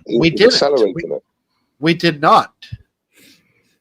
We did not supply more Tomahawks. Trump in his infinite wisdom, decided to placate Putin and say they would not give them those. And then, in a really strange thing, they were going to have a meeting in Bangladesh, which was called off. That was very odd. I don't know. I think Putin is basically like, whatever. Don't give them tomahawks. The war's never going to stop until I get what I want. And Trump is fed up with Putin because Putin is seemingly acts pretty much aloof. He has a meeting with Trump and it's positive. Then the next day, Putin's fucking blasting the shit out of Ukraine. Yeah. It's like, I'm quite surprised how hard Putin's been with it all. Basically, he's just not interested in any peace deals at the moment. I mean, he's still making ground. It's not huge ground, but they're literally just slowly but surely, inevitably, just slowly taking grounds in cities and towns and villages. And it's just like a war of aggression. And people think that the Ukrainians can win this war of aggression. Well, I'm sorry. Attrition. Yeah, sorry. Yeah, the numbers obviously don't add up, you know, when you talk about populations and stuff. Well, they're not showing the official numbers on one side. Like, Well, what were you you know gonna about say? the Ukrainians not showing the official numbers? That's correct. What's that? Nobody will Yeah. show the official. I No, thought- Russia is showing official numbers. They won't show the accurate numbers. That's what I would say. Yeah, the worst thing Okay. about it all, they're going to get lies from both sides. But when people and like the legacy media saying that the Russians are taking huge numbers, I would say I honestly don't believe that Russia have taken any significantly more lives than the Ukrainians, and the numbers, we've said it before, I think it's near enough close to maybe 1 million on both sides. Yeah, but I the think percentage is vastly different because I of don't the, believe that at all. I really don't. Well, no, it is Of the only nation. because the staggering Yeah. difference between population size. So clearly, if it's the same number killed on each side, that the percentage is going to be significantly higher on the side with a lower overall population. Of course. Oh, you're about that percentage, yeah. I'm just on about the general kill rate. I don't think the Ukrainians are like an 80-20 mix at all. I mean, max 60-40 on the kill rate. Maybe it's 60 Russians, but we're talking hundreds and hundreds of thousands of men on each side. It's horrendous. All right, let's hear Sarita's answer. Would you like to attempt to answer that? You can re-ask it if she needs it, RW. Yeah, what's the question? What do you think is the most concerning thing happening in the world right now? To you, subjectively, is appropriate if it need be. My world is very small and I don't pay attention to the world. So, In your small world, in my tiny little world, And that's not a bad thing, I tell you. That's not a bad thing because Something to otherwise be envious of. I don't know. you think like we do and like Aphid does, and the world is going to end, and it's not healthy for all of us. So Nope. it's not a bad thing to be sometimes. So, what is it? they can take it. They've all Yeah. experienced it. Chickens. Don't feel like Say shy. chickens dying. we're all adults. Yeah. Is it prices, expense, I mean- that sort of thing? Honestly, the lack of respect that my boys have for me is pretty high up there. It's kind of it's interesting when sorry. No, that's good. That's When good. That's some person that's named that. just leaves me. that's good. That's a Yeah. that's a parenting woe that is felt far and wide by, I would say, pretty much every parent. Yeah. So you're not alone in your struggles. Because How old are the boys? they're Around 10. yeah, There you go. they're Yeah, both I was expecting a lot about they're Early around about teens. the same size as me at this point, so that's Yeah. Their egos are, at least. The mom's got it tough, Sarita. I'll tell you, because they they're responsible for a lot of stuff when it comes to the discipline and what they need to be doing, what they don't need to be doing. Us dudes get to skate off with it, and I'm so I feel you. Yeah, I'm a little bit more of a disciplinarian. I try to think somewhat. But Yeah, I mean, I know what you're saying, and I am too. But you know, like just making sure he's got underwear and shorts and cleaning up the piss on the floor that he leaves. You know, if he misses the toilet. You know what I'm Sounds like saying? a That bad kind of boy. stuff. Damn, that's accurate. the struggle is real, Sarita. The struggle is real. Yep. That is for damn sure. Their ability to burn a hole in a pair of underwear is Thank you for Unreal. thank you for your candid response. That was enlightening, and Yeah.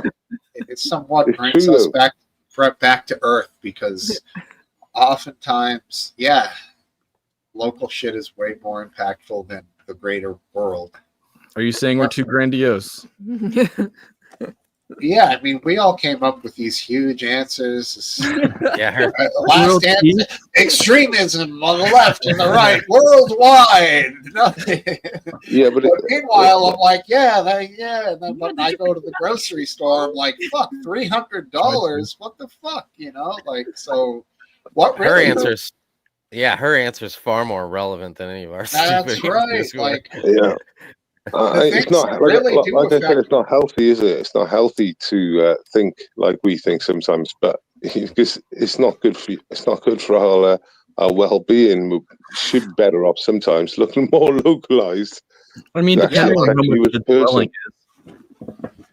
yeah, I they- admit, What's that? I did. To me, it depends on how much anyone's dwelling on any piece of information. Like, I know that I need to come down to earth more often and pay attention to my present moment instead of paying attention to world scale stuff. Yeah. But I also am not an individual that's freaking out and, you know, bleeding out the ears because I can't stop thinking about what's happening in the world. right. But like I think like social media, the way it's sort of localized everything has not sort of helped our well-being as a whole. You know, the human race. It's all. Definitely Um, helps feed in the beast. We can get I our mean- information real fast now. Yeah, I- but obviously, I could come up with an example like that is far more relevant to my current situation. Governor Maura Healey recently came out here in Massachusetts and said to the utility companies, we have to find a way to reduce costs this winter. It looks like it's going to be about a 20 to 25% increase for natural gas, home heating oil, Wow. things of that nature. And then you can watch her literally at some dumb green conference like 2 years ago saying, yeah, I'm the one who closed those pipelines. I closed 2 of them to Massachusetts. And those are gas pipelines. And yeah, it is literally a direct correlation. If we had a more of a volume of free-flowing gas in these pipelines, our gas would be cheaper. And now she's begging the gas companies to make the gas cheaper. But in her convoluted mind, at the time, stopping the flow was going to save the world. Yeah. Uh, So climate change, right? That's the most important thing. Who right. did they stop it from? Canada? Yeah. Yep. I have a feeling that Yeah, wouldn't be so easily resolved even if you wanted it to now. Yeah, I mean, if the when pipelines these- were in place, it would be already underway, and that What- wasn't affected by tariffs.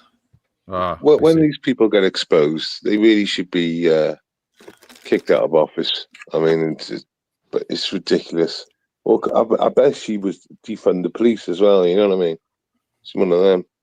Yeah, but then she backed up on that real quick, like they all did.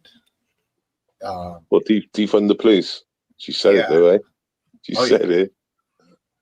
And then Get they that all went to narrative. clarify. They went to clarify it. Oh, not defund. It's reappropriation of funds towards other things, like that poor social worker that they go to a house where there's a barricaded man and all these cops have AR-15s and the social worker has a laptop. Yeah, that's going to help or something. But What is the police distribution in your states? Like, it's culture shock for me to go from North Carolina foothills or the whole state of North Carolina where there's like no cops. You rarely see a cop. And then you drive through Virginia and Maryland and there's cops every 5 seconds. it's kind of unnerving. Well, generally, cops go where the crime is, don't they? Generally, Yeah, but if you go to a big city in North Carolina, you'll see cops everywhere. Not really. If you're driving down the road and going down the highway, you don't see cops like that. yeah, but it's surely, isn't it to do with crime rates? I mean, But that's all. still, New York or North Carolina can put cops out all over the roads and give tickets. to Right, people. yeah, because they have localized tax and they tax differently. So but yeah, It's politically different somehow. In Yeah. the states that are red, it seems like they don't want cops screwing with them. But in the blue states where they don't want, fascism, they seem to really crack down on their civilians. I don't know. I'm in a blue state, and I know what they have here in town. At the most, they have 6 cops on duty at one time, or 4, depending on the day and time. It's not that many. Those are town cops, and then the stadies patrol the state roads. So you have a few stadies bopping around here and there, but I've asked to see cops. Yeah, no, I've asked this question before, lads. Now, see, because I'm not American, so on. So sheriffs and police, or LEOs, they're law enforcement officers. LEOs are police, correct? Yes. Okay, so the difference between a sheriff and the police, or the sheriff's office and the police, is the sheriff is voted in. That's my understanding. Correct. Right. Yeah, can you give me the differences, please? Last I asked the question before, and the answer I got was like not really. And I always thought the sheriffs were mostly the more likable, generally, as a rule, more than the police would be. Can you enlighten me? I don't really know the difference. For me, at least in my state, it seems like the sheriffs carry out the orders of the court.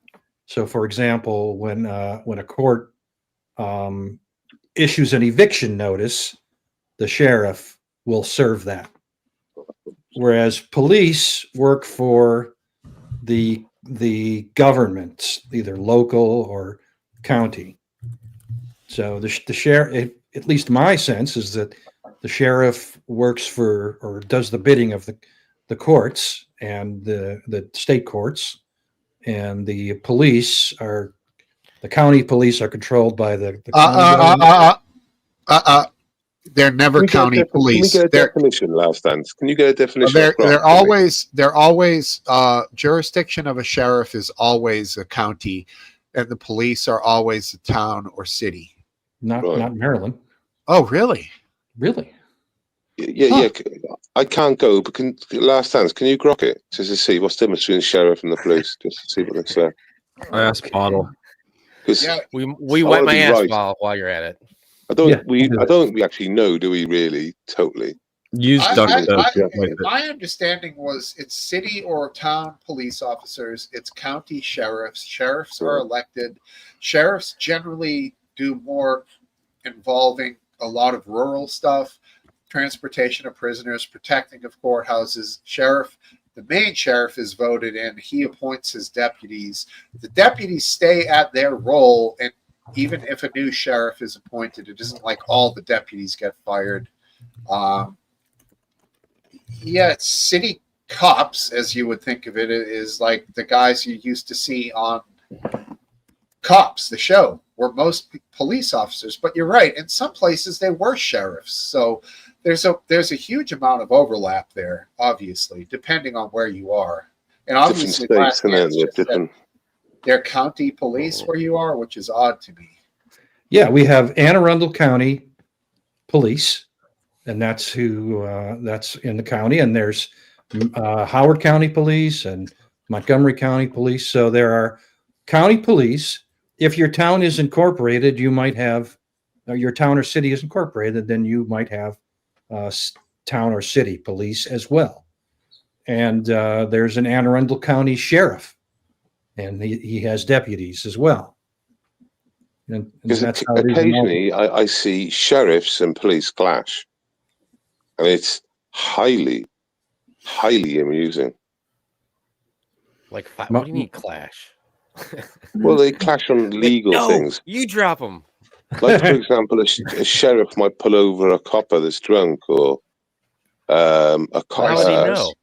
or a copper outside his jurisdiction will then try and do a traffic stop with an unmarked vehicle, which is what Okay, I've seen so recently. I haven't heard that since Prohibition. I have Grok. Grok has an answer, and Great. Grok says it varies depending on the state or the jurisdiction. But I said use Maryland as an example where I'm from, and it says in Maryland the sheriff is an elected county official whose office has historical roots in English common law, focusing on court-related duties and countywide law enforcement. Sheriffs are part of the judicial branch and serve as officers of the court. Police agencies, whether municipal, e.g. Baltimore City Police, or state, e.g. Maryland State Police, are typically part of the executive branch and focus on general law enforcement, crime prevention, and public safety across urban and rural areas. Right. But that's crossing when it comes to a county, because the rural area is the county. A lot of the county is rural, so I don't see where the clash would come from when it comes to jurisdiction. Yeah, it would seem like they're Well, they both- do have overlapping jurisdiction. Yeah, they're working on the same side for the same results. So So it's just measuring dicks. Yeah, I mean, the one I've seen recently, this copper in plainclothes car, but just lights, tried to pull over a lady, and the stop was started, and she wasn't too sure who it was, and she was a black lady, but she wasn't like, you know, didn't do nothing type, and she was considered. The sheriff took her side and said, you know, you're out of jurisdiction at this point. you're not even badged up properly. Yeah, if I was her, I wouldn't have stopped for you either. She did stop, but she didn't stop immediately because she wanted to go to a safe place. And the sheriff basically told the copper to go fucking sling his hook, get out of there. So in this Sling his area, hook. there's one sheriff and they're elected locally. So they definitely interact with the civilians in a much more politically self-benefiting face manner. value. Yeah. So the police, the fraternity, you go to the academy, you become a police officer, you can still get reprimanded through the state, but it's not like you. I guess it's very different. yeah, that's for sure. I prefer to be, I don't know, a sheriff more than I would prefer to be a copper then. I mean, if in my opinion, if you're for the people, if your job depends on their vote, yeah, I think that's more fair. If you can just be some self-righteous asshole and get through the fraternity and pass the course and get a badge, I mean, that sucks for the civilians. I don't know. We've got all good cops in my town. Yeah. Lucky here. I'm not trying to say all cops are assholes. I'm just saying, like, it sucks that the repercussions could be different for an individual that is an asshole. The worst thing is, even when you get a good cop, he'll witness bad cops, and in very high percentages will never say anything about this. About this unlawful. It's true. The worst thing about police is they got so much power. I mean, in the UK, I don't know how many months it is, but it's not long. And then after like a couple of months of supervision, you can take people off the streets, their liberty, their freedoms, and it's the same in America. And they got so much power. A lot of a people bad cop complaining can about be ICE really right now. bad. I mean, ICE is not the local police, but it's the same. What's interesting is the effect that body cams have had on both police and public opinion. It's made police can't get away with what they used to be able to get away with, and police are also becoming much smarter on what the rights, Supreme Court cases that focus on Fourth Amendment rights. They're becoming quite knowledgeable on Fourth Amendment issues. And so it's kind of had a tremendously positive effect beyond what anybody expected. The worst thing about these BWCs, body worn cameras, body worn videos, BWVs, is that they can be muted, and A lot of shut them- off. And shut off. They can be, of course. yes, they can be shut off, but if they shut it off, it'll be a massive red flag. If they Exactly. but I would but hope they're so. allowed. They're allowed to mute. They are allowed to mute. So There would be a red flag. what A I lot find, of them, Wait there. automatically mute. And when you start the video, when you start it, yeah, it takes 30 it takes seconds. like It 30 takes 30 seconds. seconds for the audio sometimes to kick 60 in. Seconds, yeah. So it's 30 seconds of non-audio, but we're not on about that blank bit. We're on about when they're in an instance, and then they mute, and they mute for, like, in some cases, I've seen one for 13 minutes. Well, I know what they're up to. Everyone knows what they're up to. It's a sticky case. It's like an auditor sort of thing, which is about how it's a pissing contest and all that. I've never Oh, it's- seen a it- police body cam muted. I've seen them, Um, except at the beginning. I've seen them. Okay, Turn it well, off. that's just the procedure the thing goes through. But I'm telling you now, it is it's very common in a lot of these suspect cases where it's basically a pissing contest on, and I'm telling you now, they are, and they can do it. They're allowed to do it, and it happens very often. I see it. I know you must see it, Last Dance, but I don't see it. I've seen some of algorithms, especially. I've seen it. I've seen them shutting it off. Yeah, I mean, and it's how obvious, hard isn't would it? technology be to just when they take the body camera off of, let's say there's a huge charging station, they scan it or something, so then it's theirs for their shift, and then it's on. Yeah, well, why not? Because they say they can mute for, like, personal reasons. Well, wait there. Well, when you freedom of information or subject access requested, then the reality is that it then gets muted. Part of having a It can subject be- access if there's private stuff on there. Right, it can What be they're edited doing, out. they're before release. conspiring to find out, to literally any excuse to search the car, any excuse to have them for obstruction, any excuse for have them for resisting, anything they can do, and they're literally there talking. You know what they're doing. There's no And that's reason what why I they're mean. Like, there's no reason to have these things ever shut off, because Yeah. if they have a personal conversation with their wife, then that is not admissible anyways, and all it is. It'll get redacted. It will get redacted. Right. Yeah, after the fact, it can still be recorded. I've seen that, though. I've seen police body cam videos that have been muted for sections after the fact by an editor to delete personal information or private information. But we're not talking. We're not. I know that happens, and rightly so. But in the cases we're talking about is the police are muting.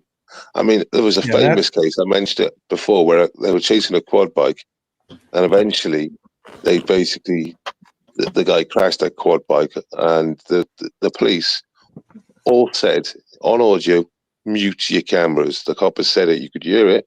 I think one of the young girl officers forgot to. Actually, she forgot, and she hadn't activated it. When she thought she was deactivating it, she was actually activating it. Yeah, no one clocked her, and literally it was like 15 minutes of BWC going on, and it's so incriminating because they basically they were chasing him, and he died. And to try and get out of any sort of responsibility at all for what happened. Cover their ass. Did they cause he was acting? Yeah, full, I believe they edged him into a park car. That's happened before with police chases, and essentially in the end it's always the idiot who runs. This guy who's running in a quad, you got a death wish, for Christ's sake. I mean, if they nudged you, it's questionable really how much blame they really had. This guy's flying down the road in Well, one of the these co- things. Steve, It's a psychopath move in the first place. yeah, but the cover up is worse than the crime a lot of the time, and I would Yeah, suggest you're right. The cover up is nefarious as well. There's definitely, you know, do you know? Do you know me? BWVs were switched off. We're talking like over a dozen was switched off, and this Yeah. one woman, this one new apprentice was there, just like listening into everything. I Yeah. mean, for almost every department, that would be a violation right there. Just switching them off No, no, would be a it's not a violation. violation. It's not a violation for police to mute. It's not. They're not allowed to switch it off during an instance. Yeah, You better get Croc back up. Yeah, from what I've seen, usually at the end of a video or after everything's done, like the shift sergeant or somebody else will be there, and the cops will have to say like, "All right, I think we're wrapped up. Are we good to shut off?" And this Right. is like after a person's being put in an ambulance and taking off, and they're cleaning up the crime scene. You know, no further evidence. But over here, in most cases, to shut it off in the middle of an investigation would be illegal. let me check. Here, I but mean, maybe, in most cases, like he says, it sounds all normal. We're switching body camera off now. He says it, and then that. But like you said, in the middle, I'll try and find the case as well. yeah, I've heard of it too. There's other cases where, I feel like it might be Explore With Us body cam or one of those, maybe The Villains, one of those channels on YouTube that makes absolutely wonderful videos. They'll point out when it's muted for 10 seconds and then unmuted again. And you're like, wait a second, what did they just say to each other that they muted it and unmuted it in the middle of a conversation? Like if cops are able to do that, that just seems like a faulty system overall. Right. Like, you know, click, hey, yo, let's not tell anybody that I clipped his tire and that's why he flipped 9 times into the river and drowned. Okay, yeah, it's really a terrible scene we've got here, Sergeant. You know, like you know, we need to hear all of it. Like they shouldn't have that ability. They should at least have to learn sign language. Yeah, like some Exactly. some like Gotta. If you want to violate civil rights, you got to do a little bit of work. Yeah, come on. Stop being so lazy. Don't be lazy. how do you do the fire hose and chomping dogs in like sign language? Like, I'm That sure was- you can be That was creative. pretty close, probably. Yeah, I'm sure I'd figure that out. When is the bias to the fire hose and riot control going to be let up? Ever since the 1960s, when they sprayed a bunch of guys who were trying to get equal rights because of skin color, and they sicked German shepherds on them. Racist Yeah, the German dogs. shepherds. Let's leave those out. But when is the fire cannon coming back? They use it in Europe. Uh, The problem next is pandemic. They use it in Fire Northern Ireland. department- They use it in the UK, but only in Northern Ireland. They the used it fire last week. department doesn't want to be involved in police actions. Period. well, I National thought Guard. it Train was the like National a- Guard. I thought it was. I didn't think it was necessarily the fire department that was spraying all those protesters back in the day. I don't know. It was your time, Last Dance. Yeah, I remember. I remember Okay, watching from the Steve. park. Yeah. Steve or Last Dance, can you put the link in the chat, please? Because you haven't. I've just found this article from this quad bike. The quad bike, they tasered him while they were chasing him on a quad bike. That's why they went body mute. Ah, Damn. So let me, I would like to see. I've never seen a moving tase. That's got to be quite a You've video. got Steve excited. Skill. Stick What it do in you the think he chat. did when he got tased? Trying to drive a quad, probably going like 45 miles an hour, maybe faster. Those things are pretty fast, you know. It seems like a mission in Grand Theft Would Auto. I'd suggest a taser done the trick, didn't it? But yeah. That fraternity might have stuff like that on their work board when they get to the police department in the morning. They're like, all right, here's our bingo for the day for brownie points, everyone. Moving tase, 5 points. Fuck Yeah. yeah. Jaywalking old lady, 10 points. Do you want to have? It's like a 2-minute news article, Channel 7 News. It's Cleveland. Well, I thought you were going to put it in the back chat. Yeah, if you Cleveland! Ohio. yeah, I'll have to leave though and come back. So put the link in right on the front on the chat. Okay. Oh man, we got to watch a shit about Cleveland for real, yo. Cleveland, the heart of rock you and were roll. excited, man. Hell no. I get to take a leak. So Cleveland, Yeah. will I piss and then back to. All right, right. we'll get things set Good. up. I'm just kidding. I'm sure Welshman is watching right now. We love Cleveland, Ohio. The show. Yeah, The character, That's right. from the Family Guy, right? right? That's nasty. No, no, no, no, no. I love that Last Dance is referencing it more than I am. Great, America. I am curious to see if you guys have the same viewpoint as you did 2 weeks ago about the government still being shut down when we get a chance. All right, let's leave that for the next one. Ooh, look, our boy. Birthday's coming up next Friday, y'all. Happy birthday. Live League's birthday Oh, is Halloween. oh, You still well, celebrate that? We should try to get Hayden on here. Do a Friday night Hayden thing. I don't know. Call me crazy. You're crazy. Last Dance can give his review of Kara while he's on. Yeah, you did put the link back in, but I can do it now. I think. I didn't see it in the back chat. Yeah, I'll put the link in now for you. There we go. I haven't seen the news report yet again, but they mentioned tasered on the ATV, so there it is. Has anyone here ever been tasered? I got pepper Nope. sprayed last month. Never tasered. I cattle prodded myself because I didn't know how it worked. That's different. That's All great right. for you. I have got it set up. It's YouTube, so And it's a channel news as well, so there's not going to be any copyright. Channel 7 ABC Action News. Now to Chopper 4. They show a body cam as well. See, they show the body cam audio in the thing. It's funny. What's that? I was Aphid? held on the ground with and the police had their guns out. That Yeah, sounds I'm exciting. sure you deserved it, though. Yeah, Actually, I didn't.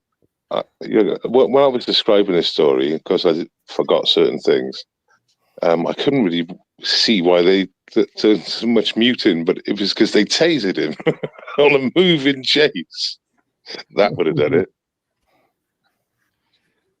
I don't know how they would have been able to cover that up. I guess it depends on the quality of the video. I mean, the autopsy will discover, Yeah, he's got two prongs in his back. and there'll be small burns. Is Yeah. Mr. E talking about Hayden? Yeah. Oh, by the way, He is, and he. I'm pretty sure the Happy Dog dildo made an appearance in the film. Oh, really? Yes, Oh, only for shit. a brief It's like, oh, second. music. Oh, it's worth watching just for that. And that, you know who else made an appearance? Who was that guy? He died last year. He was like a paraplegic, and he was a comedian. little Oh yeah, guy. Crypt Daddy. Crip Daddy. Is that He it? was. Yeah. He made an appearance. Oh. You're not talking about the guy with glasses who No, does the. Crip Daddy. Okay. No, that's no, different guy. I remember Crip Daddy. Yeah, Hayden had him on obviously for one of his liked that interviews. dude a lot. Yeah. Yeah, I liked Crip Daddy. Yeah, he And- seemed like a good. He was dude. funny. Yeah, he his, was. His mom was his caretaker, and she was a cutie. She was a sweetheart. Yeah, Obviously. she laughed along with it, which Yeah. I always felt for her because it must be. I just felt, I'm glad she is enjoying a little bit of life, but it must have been extremely hard for her. Yeah, she was a fighter, and around that time he had also Count Dankula on, Dankula also made an appearance. Oh, really? Yes. Yeah.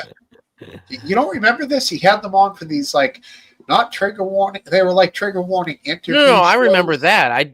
But he's saying they were in the movie. They were in, Oh, they were in- Dankula was in the movie? yes. Oh, Crip shit, Daddy. bro. Crip Daddy was in the movie. And You think he would have had? You wow. think he would have had biscuit vapes on there? the Spike Dildo was in the movie. Who's Just the for a third? I second. remember he interviewed Sean Lawson, the news junkie, too.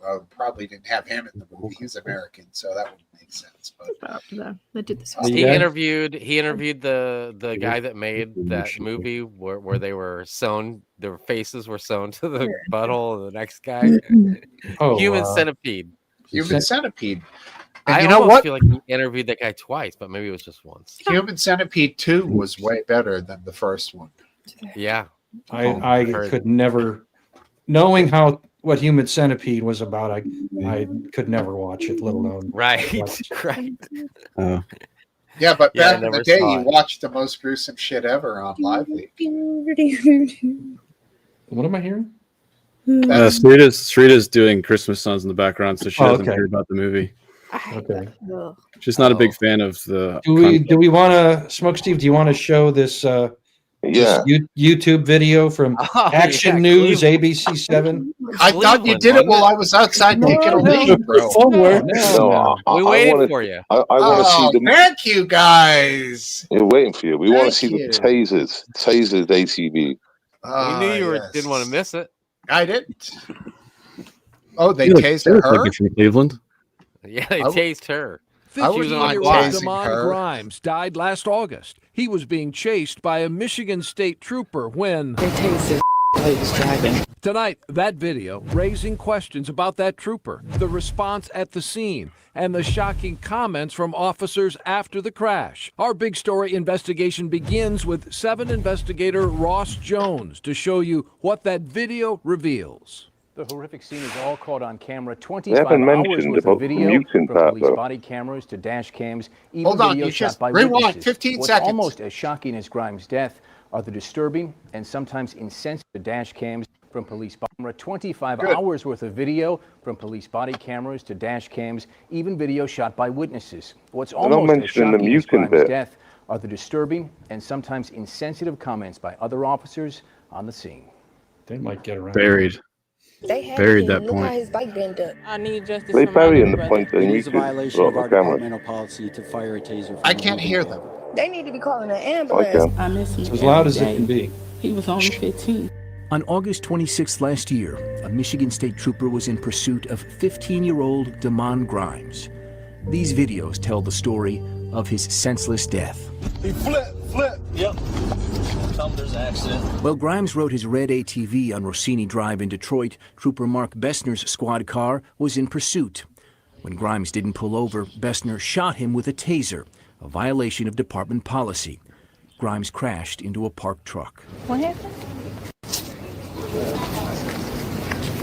They tased their plates driving, causing them to flip and crash. They're coming from Gratiot and Rossini.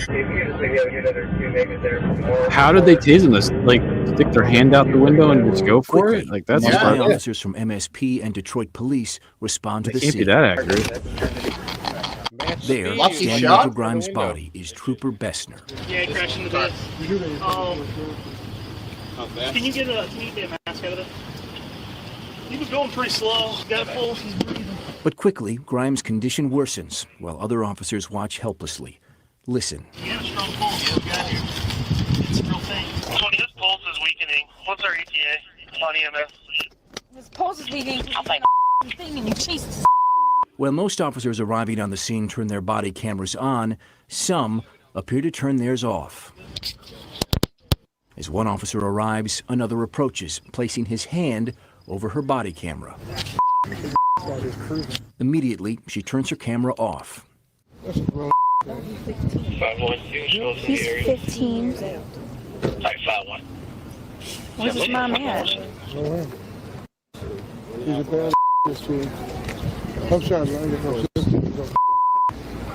What a fucking moron this cop is. Shut up. Deal with it. When EMS arrived at the hospital, Grimes was pronounced dead.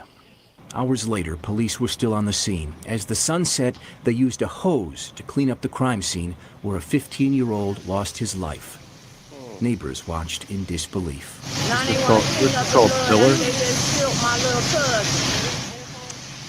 Trooper Bessner resigned from the Michigan State All right, kill Police it. after Grimes' death. He is set to be Yeah, tried they for don't murder. mention the muting, do they? They just say they switched them off. As I remember it, there was muting going on. No, they did mention. They mentioned it. They Oh. mentioned it loud and clear, totally, bro. And Oh. they questioned it. Sort of. That one cop, He was absolute tasered. idiot. They didn't show the tasering. I'm not sure why.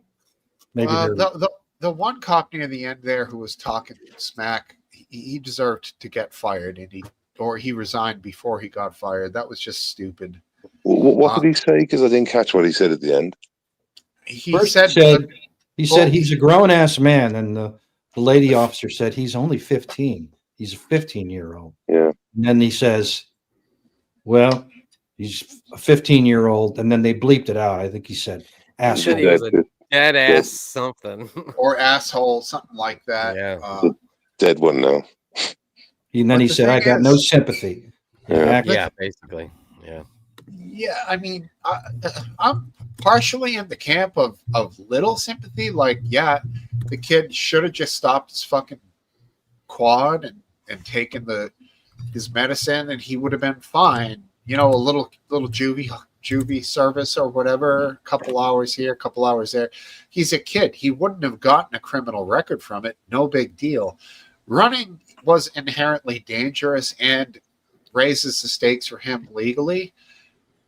But still, the cop, if the kid had just done, say, a mass, you know what, pew pew, I would say, tase him, shoot him, I don't care. Right. But Right. as far as I can see, all the kid's crime was maybe driving like an idiot, not pulling over. Yeah, running from police But you basically could is see, crime. you could really see it. You could see. He said he You wasn't can't going that legally fast. drive. You can't legally drive that on a street. Yeah, Right. no license. I mean, it's Yeah, not but the I mean- end of the world. No, it's not the end of the world. I got caught. My buddy, he lived like a mile away, and he had to cut his grass, and you know, it was gonna take a while before we could go out. So I was like, well, I'll just ride the tractor over there. You know, we had a big John Deere that been handed down from my grandpa or whatever. You know, like a square old kind. And How so I wide hauled was the ass. mower? How wide was the mower? Huh? How wide was the mower on that bad boy? It was, I think, at least 48 inches, probably. You know, it was only going to take. He had a little square fenced-in yard. It was going to take me like 2 seconds to make a couple passes. and get it 2 done. passes. And we got caught on the way back to my house because I was pulling them because it had a pretty good. It would pop a wheelie. What were And, you pulling him in? What was he in that you were? He pulling? was on. Well, it's 2 guys skateboards, 2 of them on one of each side. We got busted. But you know, the cop was, you know, but what I'm saying is I could see myself being in a similar situation where I was doing something like that I shouldn't have been, and just thinking the best idea was not deal with it and just take the fuck off. You know what I'm saying? No, And I don't- you I know, don't know like what you're couple, well, a couple minutes later, you know, you get tased and lose all bodily functions and crash into a truck. I mean, that's wrong. He's 15. I mean, I So know what? he couldn't have. What did you do? You stopped your tractor, right? What are you going to run away at 5 miles? Well, an no, hour? but I mean, I'm just you saying I fucking could see myself. You know, I've outran. I had 2 Mustangs that were souped up when I was. Those were my, you know, not my first cars, but you know. Anyway, I outran cops. I outran cops more. Yes, 5.0s. I with outran cops. the aluminum block, those bad boys. Yeah. Those were Was sick. it 302 or 305? One of the two. I can't remember. It was a Anyway, 50. It was 50. 302. 302. Yeah, 302. I had one that had a roll cage in it even, and it was set up for SCCA road racing, so it was really nice too. I miss that car. But anyway, I've outran the cop. I'm not saying that if I crashed, you know, I didn't deserve what I was getting, but for that cop to have no sympathy for that poor 15-year-old kid, you know, that kid was doing what he probably would have done when he was 15. And Nathan, You know, easy way to remember it. is that, remember that Boss modified it and they sold the Boss 302 version. Yeah, Which was like 20 foot-pounds more. But actually, that meant a lot off. The Cobra was or the Salines. The Salines were Salines were. I love the Salines. Souped up, yeah. They were super cool, man. GT 500. That's I'll pretty be right sick back. car. Pretty sick car. Yeah, but I'm just saying, I could see myself being in that situation with that kid. Anybody could. Have you seen the new one that they released? The new Mustang after the Dark Horse? It's crazy. Yes. Thing is ridiculous. It's still a Mustang though. Somebody's gonna floor it out of a dealership and drive it right into a curb or a fucking telephone pole. Man, that happened in my car. So whenever I would let somebody drive it, that's what would end up happening. I mean, I only let a handful of people drive my car, and two of them that drove it out of less than a handful was they spun it out. One was my wife, spun out in the middle of a intersection. It was like 5 a.m. We were, because before we bought our condo and got married and everything, we both lived at home, so we would do whatever it took to just stay out all night so we didn't have to be separate from each other, you know what I'm saying? Sure. And so we were coming home, and so we were just driving all night long, and we got home and everybody's going to work because it's in the middle of the week, Yep. Everybody's going to work, and we're still wanting to hang out and stuff, and I let her drive, and the light turned green. It was it was a highway, but it had a stoplight in it. Now they're all gone, but back then there was a few that still existed. And anyway, the light turned green. All these people are going to work in their suits and ties and stuff, and she's doing a total donut in the intersection. Ends up going back down, the opposite side the way we came because she lost control of it, and that's where she ended up. Was it from popping the clutch, or was it an automatic? No, it was a clutch. It was a clutch. Yeah, I mean, it was some form of the horsepower coming on too fast for where that gas pedal was. Yeah. Well, did you ever consider putting any weight in the back? I always wondered if that was a thing with those, with such a heavy engine in the front. Yeah. I mean, a lot of people swap the battery. They would mount the battery in the back, but Okay. I didn't do that, and mine wasn't in the back. Yeah. So a lot of people would do that.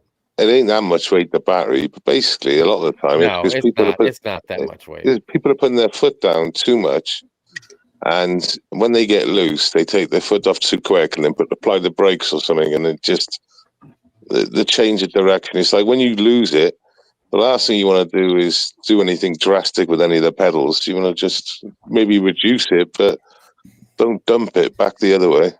She stated I'll never forget. Look, because I'm in the passenger side and I'm looking over there, and she's got this total straight face. So she fishtailed a 180 and went the opposite direction. Yes. That's why you married her. That's a huge intersection. That's so like straight up. That's like Steve McQueen and Bullet. Like Exactly. 180 and then shoot the other. Yeah, direction. but if you're not going forward, staying in it is a good choice. I feel bad if she does the laundry. But if you're coming out of a junction and you go into second and you get that little fucking rear wheel flick as it starts to lose it, you don't want to fucking with the pedals or the brakes too much. You just want to sort of just like hang it out sometimes. Right. That is too funny. Love But it. back then when I had mine, there was so many freaking souped up Mustangs back then. I don't know if you guys remember that, but it was like seriously, like there was every time if you lived by a stop sign or a stoplight, you'd hear them coming, and then the Z28s came, and they were even faster than the Mustangs were, and they came out, and then those Firebirds with the goofy cowl hoods on them came out, and everybody had. But there's not like a lot of cars. There's no car like that that's the it thing right now. My dad had a Z28. The Dodge Charger, the one with the kind of. Well, the one that they sell that's like 90 grand. That is the Hellcat. No, the S. It's a higher one that the drag Oh. racing one. They Yes. give you the drag tires Yes. with when you buy it for like Got $1. the scat pack, they call it, I think. No, it's not the scat pack. That's lower. That's lower. Are you sure? I am. So I know what you're talking. I know what you're talking about, though. They give you a separate set of wheels to bring to the track. Yeah. Have you ever heard of a place called Goodwood? A festival of speed It's a in brothel, the UK. right? What's no. that? Yeah, I thought it was a brothel. I'm not familiar. No. No, it's basically it's a big old manor house, and it's world famous when it's just about motorsport, and they have races on their track there, and this is really good. They have American muscle cars of the period of between the 1950s and the 1970s. So it's like Santa Pod then. Yeah, I know Goodwood. I've seen it on Shmee 150. Yeah, before, exactly. So yeah, it's not Santa not drag. Yeah, not a drag. It's a race circuit. And what they have, they'll have big American muscle cars, right? Firebirds and all sorts of like stuff that was fast in America at that period. And they'll put them next to Mini Coopers.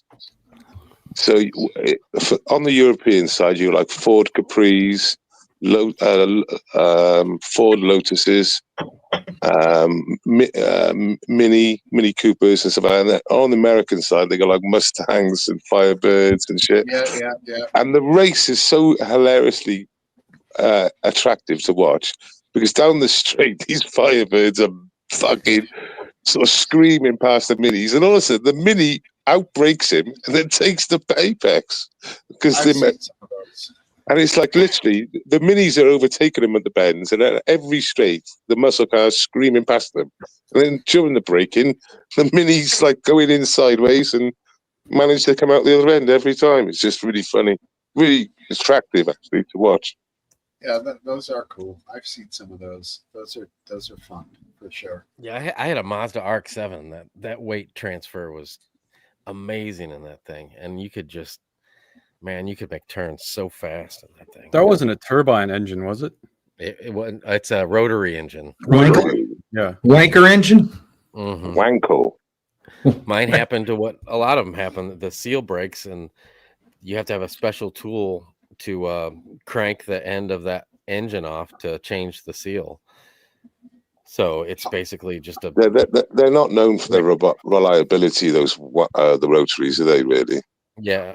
I don't think they make them They anymore. disappeared. Yeah, they disappeared. Yeah, I don't know if they have one now. Mazda did have one not too long ago though. They're early 2000s. I thought it was kind of the last day we're really around. Yeah. I can't. There is there's an F1. I watched the race recently that there was all the F1 cars, but there was one V8 mixed in with it, like a NASCAR style car. I don't know what that was about. I can't remember the context, but the whining of the high, V12s and then this V8 coming around, it was like hilarious. But the NASCAR guy was holding his own, man. It was all right. Not terrible. The sound of a Formula One V10 motor, right? There is nothing in motorsport like it. So basically, if you went in Google now and literally just put V10 F1 engine I know sound, what they sound like. We all do. There's nothing. There's nothing in motorsport. But the V8, in contrast, in this particular race, was a little what you might call throaty. Comparatively. I liked it. It was like I'd like to hear the electric car. Like it was like 10,000, like and then the V8's like, and it's just a cool contrast. And then the Tesla's just like. Yeah, Teslas are ridiculous. So in America, you have a lot of Ford Transit vans, don't you? We have tons of trans here. Transit vans. I know trans. Yeah, there's. Yeah. I don't think it's the most. I don't know if it's the most popular van in that class, but there are plenty of them. So in the UK, it's mostly the most popular van in the UK, and they use a thing called wet belts. I don't know if wet belts are something you've heard of in America. Yeah. Obviously you have different emissions. We have much stronger emissions than you, I would suggest, but in the UK, these engines, they're called EcoBoom, Planned EcoBoost. obsolescence. They're called EcoBoost, and what the mechanics call them, they call them EcoBoom. Because what happens, they have a rubber belt inside the engine. Obviously, rubber and oil are not known to go together very well, and these belts degrading, and they're losing their teeth, slipping or snapping. And we are talking engines that have done, this is crazy, lads, 40,000 miles having these problems where, and the worst thing is an engine for these, you know, like with 10 grand, and it's causing huge reputation problems for not just Ford, for a lot of the manufacturers. They've all gone for this cheaper. It was only cheaper, like by £5 or something. Oh, look who it is! Right, and that's the timing belt as well. So the whole system shifts itself. Yeah, the whole fucking thing. And the problem starts as early as 40,000 miles, even though Ford are recommending you change it like 100,000, and they're getting like, you know, engines coming in, you know, like a 24 plate, and you know, their livelihoods destroyed by this, basically of no fault of their own. They've literally bought a vehicle, driven it, done exactly what they said to do, and you know, that's why they're called EcoBoom. And there's major issues in the UK that loads of them are being scrapped for that sole I'm pretty reason. sure that you shared a movie with me that a guy was talking about how that's planned obsolescence. The engineering of it is a planned obsolescence. Yeah. Planned for 40,000 miles. It's backfired though, because obviously the reputation that the harm on this now, I think, is quite significant in the Europe market for sure. Well, the suggestion, Incarnation, is to have it replaced. It's never been replaced with 190,000 miles on it. What's that? Incarnation saying he has a Honda Civic with a rubber timing belt that has 190, I'm guessing, 1,000 miles on it. Yeah. That's all I know is that there's a major issue with not just Ford Transits diesels of the new type. We're talking Peugeots, Citroens, Renaults. The only one that is not using a wet belt that I know of at the moment is the Nissan and the Toyota, I believe. So the rest of them are all using the same system. The newer vehicles are, yes. My grandfather has a newer Toyota and it's using that system as well. All the older vehicles we have are not. How does that system give you better emissions or less, less global, less greenhouse gases? I'm not sure. Okay. I'm not 100%, but I believe they've done it just for a little bit of. If they use the chain, see, a chain stretches but rarely snaps, and you can put a new chain and an old chain together, and you can see that the old chain's bigger. And even if it's just a little bit, you know, it can, you know, you can hear it in the engine, so that's why it's attended to. But I mean, when you're getting, like, if you put in wet belts into YouTube and put Ford next to it, you'll see it, and then you'll get an older Transit with the old engine with the and it, you know, they're still going now. It's like the market from 2016 to 2025. These where wet belts are in these vehicles, you know, people are trying to avoid now for that exact reason. I mean, I know someone who's had 2 wet belts go. I know someone who bought another one, and then the second one went as well, while he was getting the first one repaired. Huh. Yeah. You know, it's a huge job. It's an engine out job, like RW said. It's like fucking, you know, there's no fucking about. It's engine out and replace the engine, basically.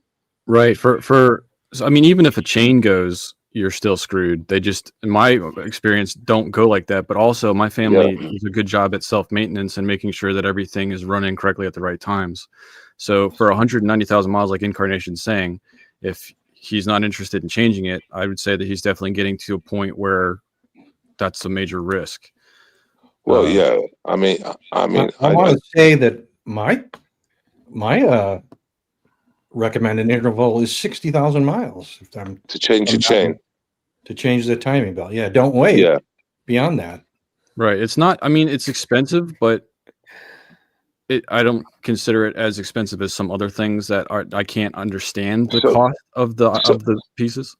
So I'll tell you how much it is, because my brother-in-law and I got my mechanic to do it for him. So he charged £800 just to change the chain. We thought he had a belt, but when we investigated further, it was the last of the chain, which was 2016. Mm-hmm. And they went to the belt then. Now, most places will charge about $1,400 to $1,600. The Ford garage will charge into £2,000 to £3,000 just to change without any, literally just to change. It's the man hours. It's a huge job that they now stuck on everyone. But I think batteries are disproportionately valued. Like, I changed my chain out on my car not long ago. I can't remember if it was $800 or roughly around that for all of the whole system. But the battery for my car is like $400 or more dollars, and that you literally just take it, pull it out, stick the next one in. That's not. So RW, there's a couple of tricks with the new batteries. What kind of car is it? That's a Mercedes E350. Yeah, the big battery in the back. Driving? I'm driving. A lot of these hybrids as well. They have 48 volt batteries in there and stuff. There's a lot goes into the. But anyway, a lot of these modern batteries can be hacked back to life. If you YouTube it, you'll find it. But when they're showing no voltage at all and stuff, what actually happens to these things? They actually go to sleep properly. So you've just got to wake them back up, and so if you get that, have a little research on it. You can spring them back into life, and they can carry on working as normal again.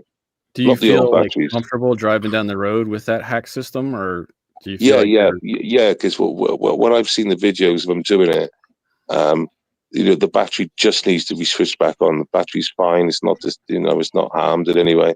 It's because it hasn't been used. RW, did you look up like the cold cranking amps and could you just buy any battery that matched the requirements? No, I use Rock Auto to get pretty much as close a leak-proof solid state battery as I could, so that it would last the longest period of time into the future.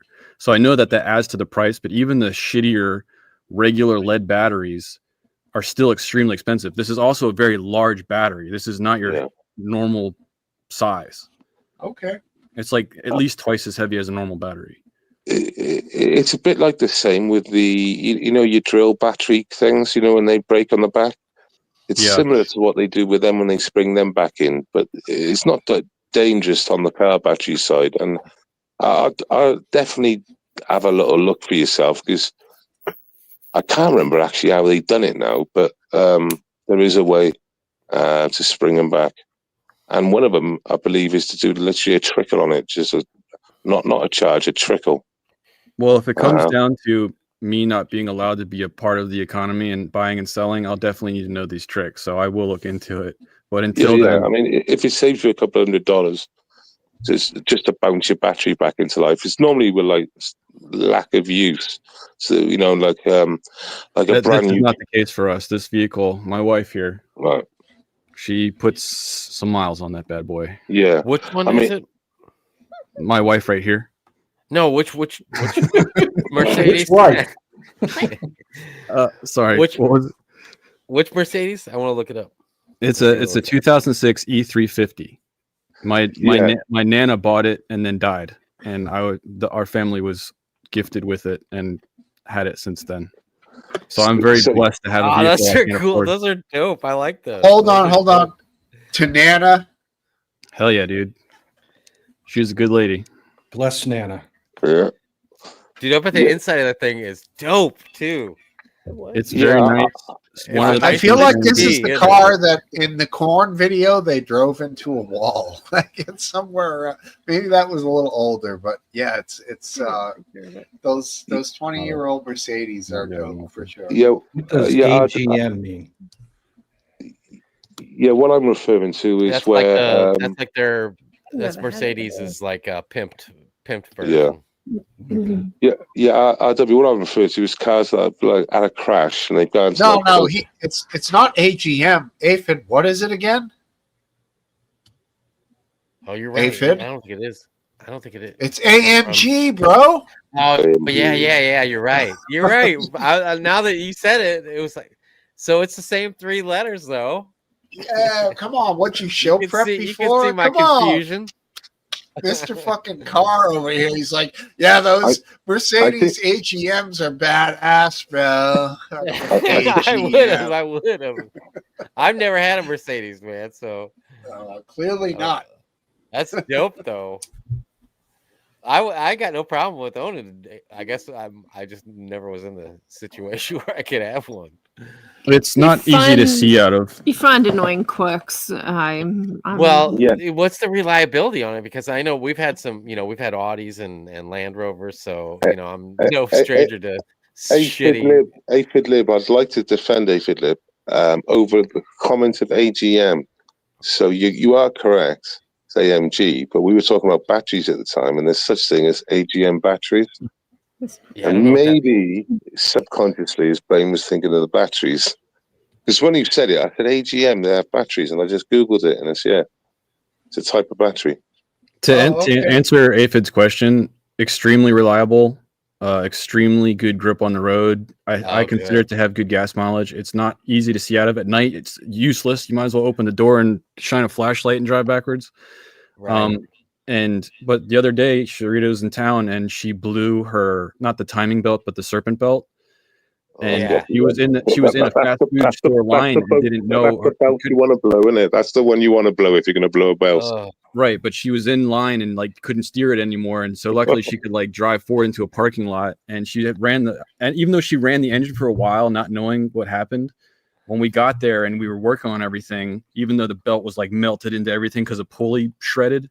The engine didn't overheat, which is fantastic. Yeah, right. I think they actually were saying AGM, and I was just being incorrect, wise ass. So maybe AGM battery is correct from what I'm AGM is called. I just had it. I lost it. It's called something absorb. It's called AGM or absorbent glass matte batteries. That's what Incarnation said. Incarnation put that in the chat. And I was like, he can't be right. Was that some kind of joke? What does that even mean? It's the battery technology, is what it sounds like. Glass matte. MATT. I don't know. Have you guys seen, or do you have? So on your tire you have those little plugs. Well, you can get these little Bluetooth pressure plugs that you spin on, and then in your cigarette lighter you have a little display that you plug in, and it can show you all 4 tire pressures and temperature. So if you have an older vehicle, you can get this really cheap kit on Amazon to make all your tires have display of your pressure and temperature while you're driving on larger trips or whatever. Cool. Say that again. Basically, it's you replace the pressure caps on your tire stems, and with this, I think in America it's $20 or less for this Bluetooth kit, and you screw all those on, and then you plug the display unit into your cigarette lighter or whatever you guys call it now. They Bluetooth to that, then, do they? And it's wait a second. Does this thing have a plunger that pushes down on the? It's got to.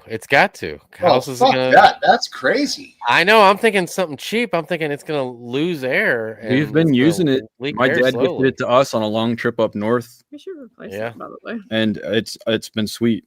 I mean, if you have I always have a Milwaukee rechargeable battery tire inflator in my truck, at least, because it's the same batteries I use in all my tools, so it's a no-brainer. Those things are sweet, dude. They're awesome. Yeah, I got mine's not that, but I got one. It's just not a Milwaukee. That thing's sweet though. You just tell it what you want it to set to, and turn her on, and away she goes. Right. Well, we use it for everything now. I have a big compressor, but I never turn that thing on anymore because I got that thing. That thing's way more convenient. I tell you what I bought, which was really useful, was and I used it about 9 months ago, was a puncher kit. And those are awesome. A puncher kit for canvas or what? No, puncture to fix flat. Sorry. Yeah, it only costs like $5 in your money, and just comes with like a little round file and a couple of plungers and like a needle, and it sounds like it's not going to work, but I'm telling you now, as long as it's not on the sidewall, they work a treat. Was it a automate that system in any way? It's way better than breaking your knuckle trying to get that damn noodle in there. Yeah. Was it a green needle? Well, it's like a black. It was just a black rubber. It was, but it worked. You just cut the hole to the size of the sort of round file. Put some lube in it or whatever it was, and you just punch No, it. it's adhesive. David? It's rubber cement because the plug is rubber. So you file it, you jam that rubber cement in, then you put this little penis of rubber. I don't know what you call it. A rubber rivet into it, and then some guys will just tell you leave it and just put it back on, and when you drive, it'll smooth itself out.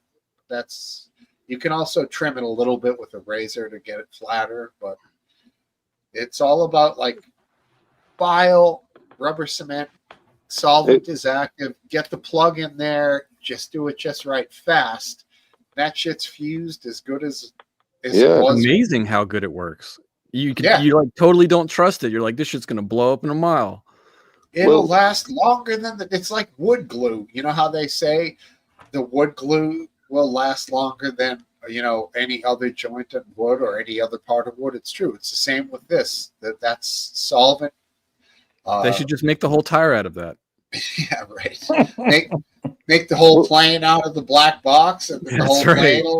Why are they not catching up with it? The thing is, it sounds really basic, but it doesn't need to be anything more than it is, which is basically a round file, so you get the right sort of size for the plug, and like I said, an adhesive and the plug. But you know how uncomfortable it is the first time you're patching a tire hole and you're drilling the hole bigger than it originally was. You're like, this does not feel right. It doesn't feel right, but when you've done it once, you understand what you need to do. Really, trust the process. Yeah, I did one that lasted 40,000 miles, and it was my first one. Damn. And I was using it, and it was a buddy's kit, and I was like, "Let me do it." He was like, "Sure, no problem." We were doing it at work on a work vehicle, so we had time to actually take the tire off. We set it up on a table, and we did it. And you inflate we had the ability to inflate the tire, so the air is actively coming out of the hole, which meant like reaming it, which is what you call when you jam the file in and out. Hence, what other people think of reaming something as a little bit of the old in out. You know what I'm saying? Spit and polish. I think we got it. But if you're trying to do this shit like on the side of a road with your car without taking the tire off on the ground, and dude. It's fucking not easy, dude. No, that's what I did. It's a challenge. It's a challenge for sure. And what was the total rating for the mileage of that tire anyway? You said you got 40. What was it? A 60 tire? Yeah. I barely get 20,000 out of a tire. Huh? We got at the time it had 20 on it, and I changed them at about 65. So we got 45,000 out of the plug. And I wish I had asked them to see what it looked like or whatever. Yeah, on the inside. Tires hurt when you buy them, but when you realize like how much wear and tear and how long they last, I consider that a good value. Like when you're putting 60 to 100,000 miles on a piece of rubber that you're beating the shit out of, it's impressive. Tell you a good brand of tire. Here's a little insider tip for you guys. If you're going to get new tires, you want to save a buck, but you still want a good tire, Nexen makes a fabulous tire. Never heard of it. You wouldn't have, but they've made and sold 500 million tires in the United States. They've never had a recall. They're very highly rated. What's the name? Firestone? Nexen. Nexen? Yeah, Nexun, I believe, or En. I'm not quite sure. Okay. Yeah, the CEO is like, "Hey, we're Firestone, and we made a big mistake. We need a new name. What's the next one?" And they're like, "That's good. We should use that." No, it's the other way around. This is another company that ends up supplying a ton of tires to like Toyota and other car manufacturers that they put on their new cars when they sell them. Oh. And they last like 50 to 60,000 miles, and they're a very good tire, but they're saving a couple bucks on the name. But they're but I mean, like hundreds of dollars difference per yeah. tire. Per job, you're talking if it was like a 950 for Bridgestones, it's going to be like 780 for Nexons, and you're not getting any different unless you're in some fucking crazy place where you need some wild tires. If you're driving on roads that are average, these tires are absolutely fine. It's definitely better to have a Towns car when you're changing tires out than it is to have a truck or anything like that, because the price difference is painful. Exactly. You're going to see. I got like I done a 300-mile run in my motor, and I've done 74 miles per the gallon. I only done 50 miles. Done 50, averaged 50. Like, well, that's what it said I averaged. I was doing 55. Is that like all downhill from the Swiss Alps, or like what? No, that's just driving from one part of Britain to the other. Wow. Stop. I basically didn't stop. And yeah, overall it's had a 305 miles at 74.3 miles per gallon at average speed of 50. Amazing. I don't even. What is that? What vehicle is that? Well, it's a 1.6 Di Peugeot. Basically, diesel. So basically, I bought the car and I retrofitted cruise control on it, and like a stick and duct tape, or no, just put the stalk in the side. All the electrics is already in it. See, you know what I mean? All the you just got to tell. You're definitely adventurous. You're an adventurous mechanic. You've talked about multiple machines you've rigged, like your heater. Well, no, literally. So a lot of add-ons on car. A lot of it, electrical wise, will be there. Just they're not activated into the ECU. Mm-hmm. So I found out from YouTube. I wanted cruise control, and I found out on YouTube you can get it on this particular vehicle. It was $14.99 on fucking eBay store. And I pushed it in, literally just pushed the stalk in, and got my mechanic to wake up to activate the cruise control. Fair enough. So it actually cost me like 34 quid because I gave him 20 quid to use his computer. What's a gallon of diesel versus petrol? 4.5 liters. No, I mean not the volume difference. What is the price difference between gasoline, petrol, and diesel? Well, we don't buy by the gallon in the UK, even though you get miles per gallon. We buy by the litre. So it's 4.5 litres to 1 gallon. What's the price difference between petrol even by and a diesel? liter? Yeah, by volume. What is the so difference? it'll be 4.5 times as much. Am I not getting that? No. So a liter, you buy it by the liter. What does a liter of gasoline cost? Okay, so a litre costs £1.40. What does a liter of diesel cost? £1.40. They're equal in price. No. Let me make the whole statement. So you want to find out, we don't sell by the gallon at the petrol station. We buy it by the litre. Okay. So a litre, a gallon is 4.5 times a litre, so it'd be 4.5 times as much in price. I understand that, but I'm not asking about a conversion. I'm asking, even at the liter volume, there's a difference in price between diesel and petrol. Like in the United States, diesel is more expensive than gasoline. Oh, so you know about the difference in price between petrol and diesel? That is correct. Yes. Sorry. Yeah, it's when were you referring to as gas? Okay, yeah. Sorry. Yeah, it's liquid. Is diesel more expensive? It's roughly the same price per litre. Okay. Yeah, it's roughly the same price. People take 10p. Quite a difference. It's like £1.32 and like £1.30 at the moment for petrol, and it's about £1.35 to £1.40 for diesel. I think in the Ours United is States, much it'd be bigger. nice.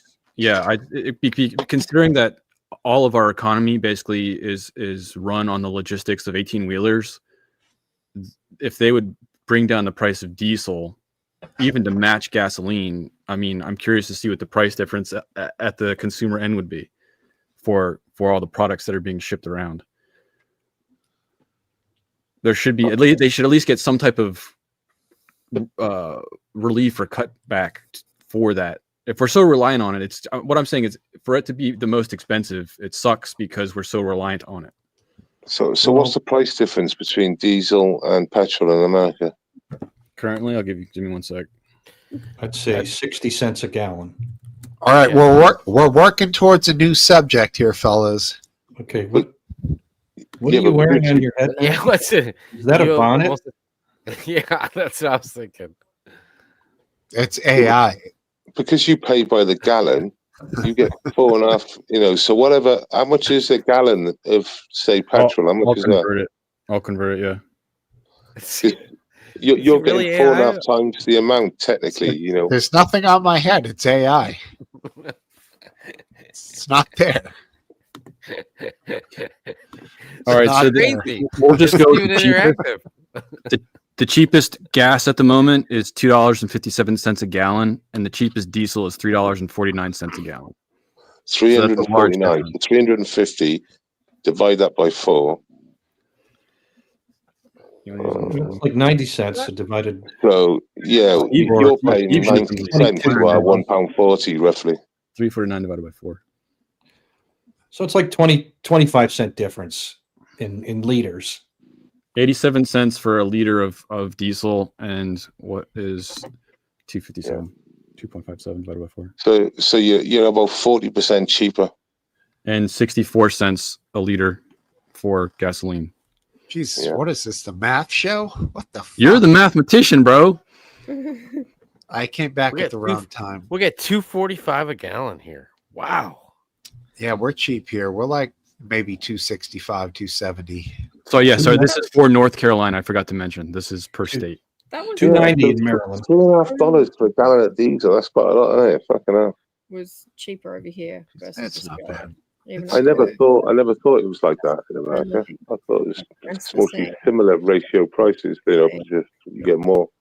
To be frank with you, I never understood the great fixation on gas prices unless they get to the extremes. Anywhere within the 2 to 350 range, I'm like, it's fluctuating around in there. If it gets below 2 or above like $3.54, that's when I notice it. And those times seem to be fairly infrequent. There was a time when it was like $5 a gallon here in the US. Steve, can you tell me why you call it a gas, a liquid? Gasoline. No, I can't. Gasoline. It's short for gasoline. Yeah, that's right. It's short for gasoline. Because we use fucking English over here, dope. Instead of saying petrol, which is short for petroleum. Petrol is a bird. Who invented the English language? You fucking idiot. Yeah, seriously. We did, obviously. When You it guys comes and your down to slang. it's a semantic thing. It doesn't really matter what anyone calls it. It's gas. It's Some call it IBS. It's gasoline. Mute him. Mute me, damn it. I've never heard of gasoline. So we've never heard of gasoline in Europe. It doesn't exist, gasoline. I How know about gasoline. I know what you exactly. It's a legitimate product, though. What's the chorus of that song? Gasoline. Yeah, she uses Vaseline. What a terribly great song! It's like a hateable, awesome song. I wasn't complaining about the cost differences of gasoline over time. I was complaining about the difference in price between gasoline and diesel because we're so reliant upon diesel, and it's less manufacturing. I literally made him leave the show. You can carry on with whatever you want to talk about now. The host. The thing is, in Europe, see, there's a lot of diesel use in Europe, because we end up sort of using the exhaust again to sort of to save on emissions. It's a real. That's a turbo. That's how turbo works, bro. Yeah, but it's called a Euro 6 emissions, and they've all got to go through like 2-3 EGRs, DPFs, the exhaust has, and it's just fucked up. It's just ruined everything about engines. I like the way a turbo works. When I first heard about a turbo, I was like, wait, so they re-inject the exhaust streams back into it? No, they don't. They use the exhaust streams to spin a fan that blows more air into the engine, which is so cool. It's a brilliant idea. But all what I'm talking about, I'm not talking about a turbo. I'm talking about taking that air and they're fucking around with it to clean it through a DPF and EGRs, so it comes out less at the end, and it just ruins a really good engine. Sure. We have that here. It's called the catalytic converter. I'm going to mute RW because he's having a conversation with his absolutely lovely wife, who we all love. But I don't want to hear anything that they're saying that would be meant for private ears. Absolutely. But RW knows he can unmute himself whenever he needs to. Yeah, exactly. No, you're good. Sarita wanted to share something. That's all. She was trying to explain it to me. Just go ahead. Give him the goods. I'm about to proof on America again, though. No, crap on America. There's it's okay. Crap away, there's baby. a welcome here. That didn't sound Okay. Well, it doesn't really, like, nobody else here would know any of this, but I'm like so sick at work of explaining that the teeth numbering system over here is called a universal system. It's only America that uses 1 to 32. Everywhere else has quadrants. Anyway, I got onto that because I was looking at the difference between gasoline and petrol and who calls it what. It's basically just America that calls it gas.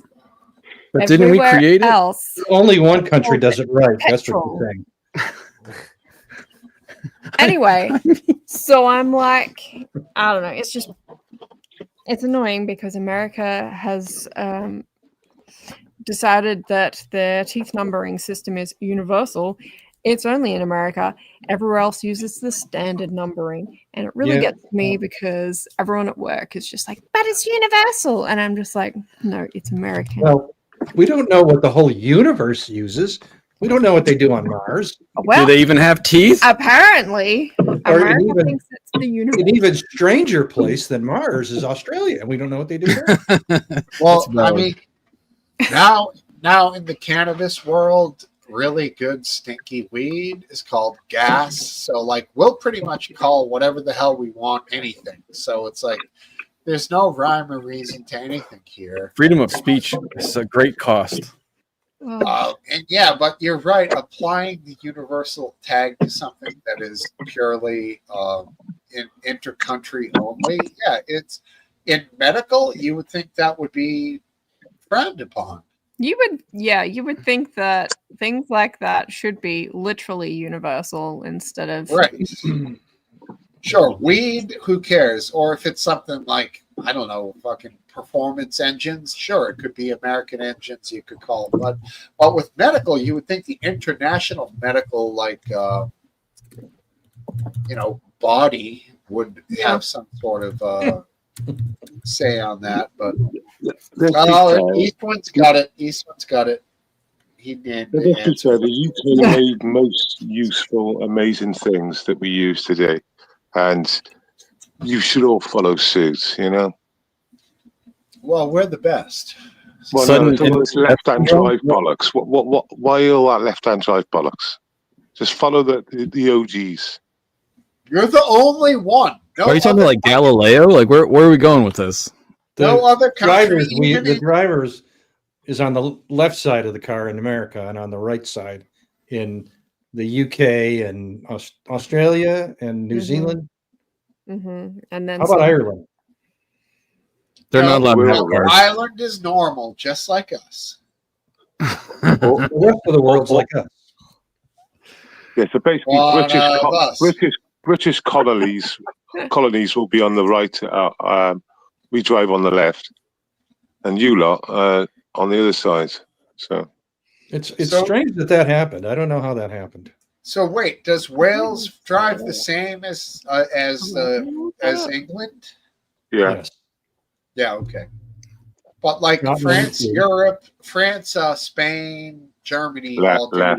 left. They're all left. like us. They're all like America, USA. Yeah.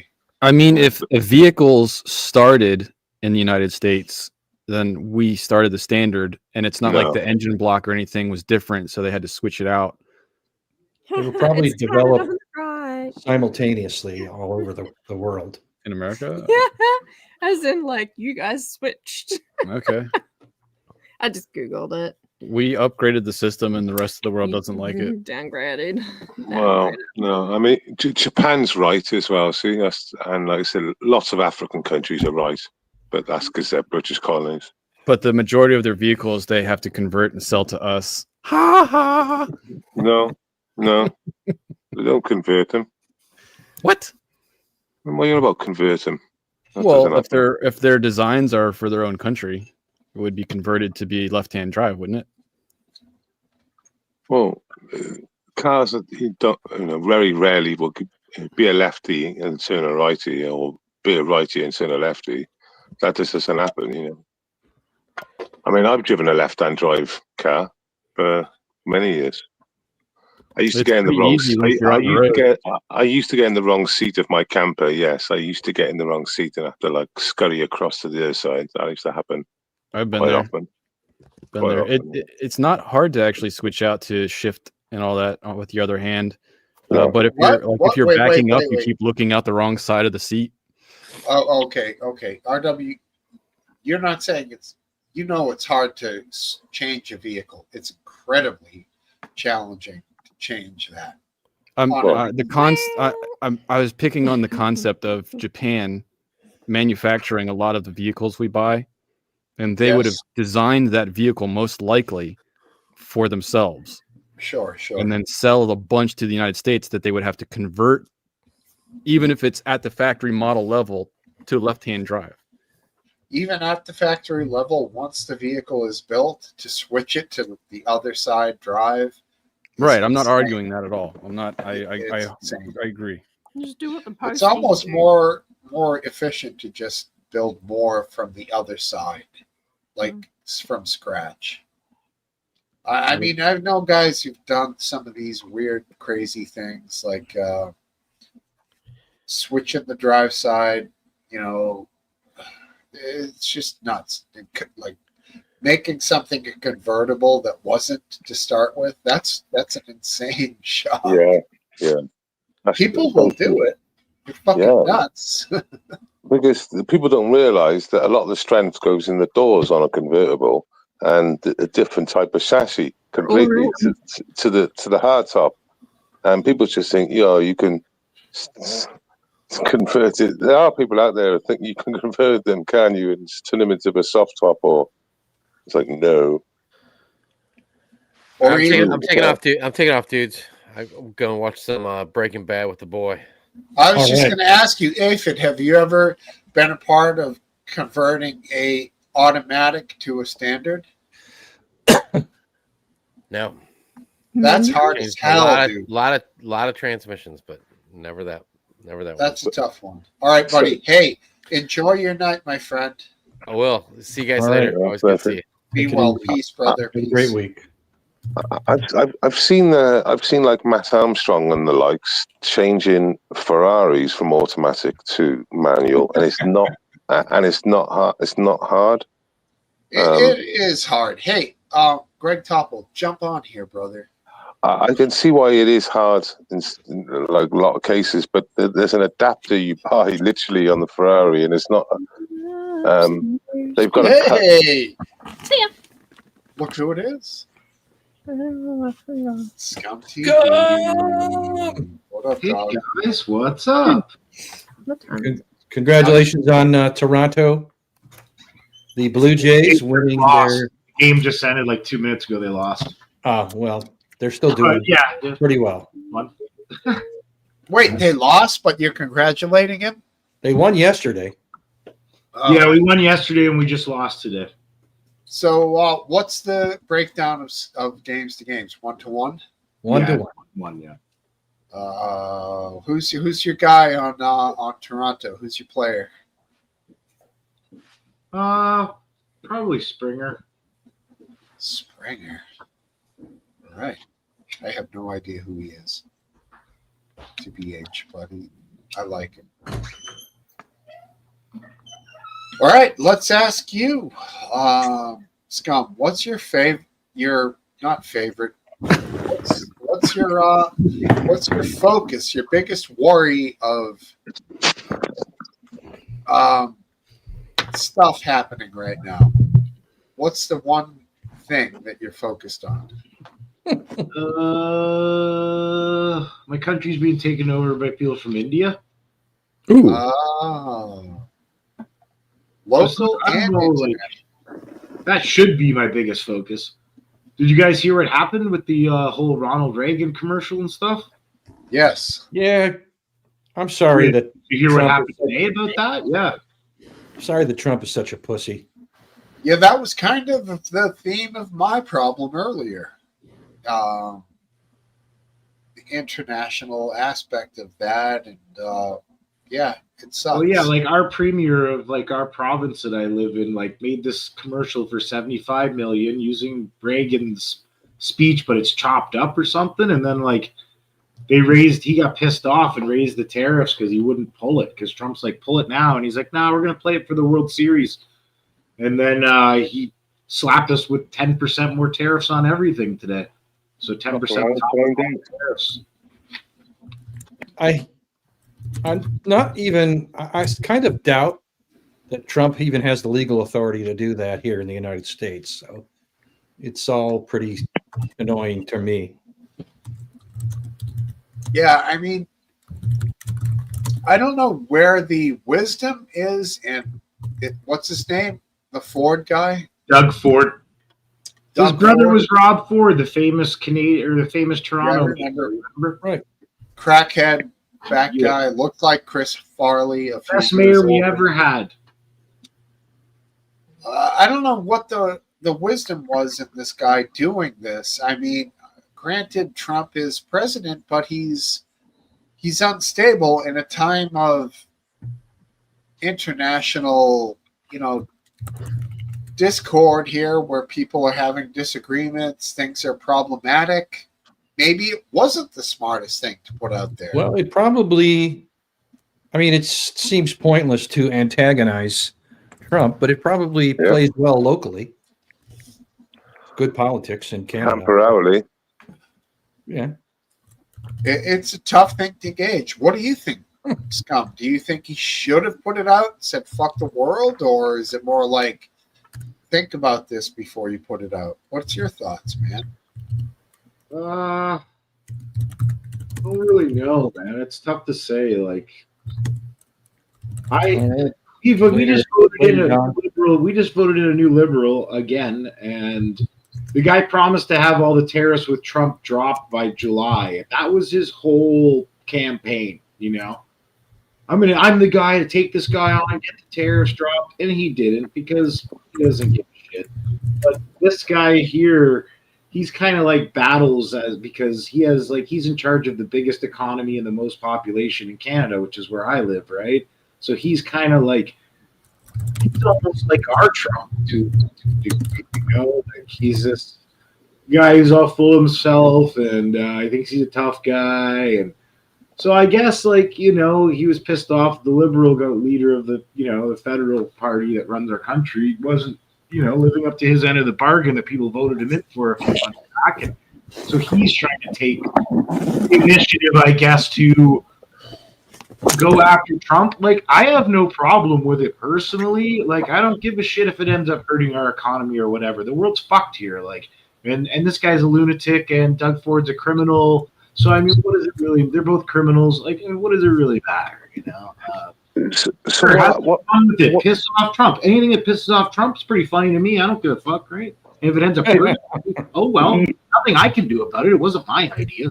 Yeah, but Mark Carney was UK head of Bank of England, and obviously he's not a stupid man. Why would you want to poke a bear? Why would he want to poke a bear? Because he's harming his own citizens. Doug Ford.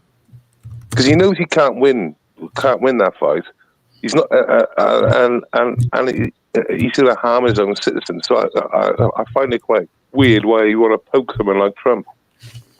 Well, you're pushing. I think we should push back. I don't like the idea of bowing down. Well, That's you're going sad. to lose. You're losing a financial fucking war with him. Terrible. I'd rather lose poor than suck someone's dick to be rich. So I think he should. Amen, brother.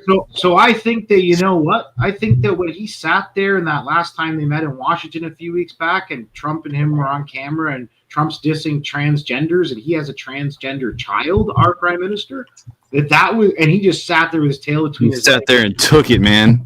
And it was like, you know what, dude? That's weak. That's weak leadership. You're fucking not a man. Be a fucking man. But you said you back. You're a fucking coward. Like, fuck, it was sad. So either you encouraging him to, you're I'm saying I don't encouraging care, to stand up to and then you're Trump. calling him weak, So I'm trying to work There out. are 4 lights. Hello.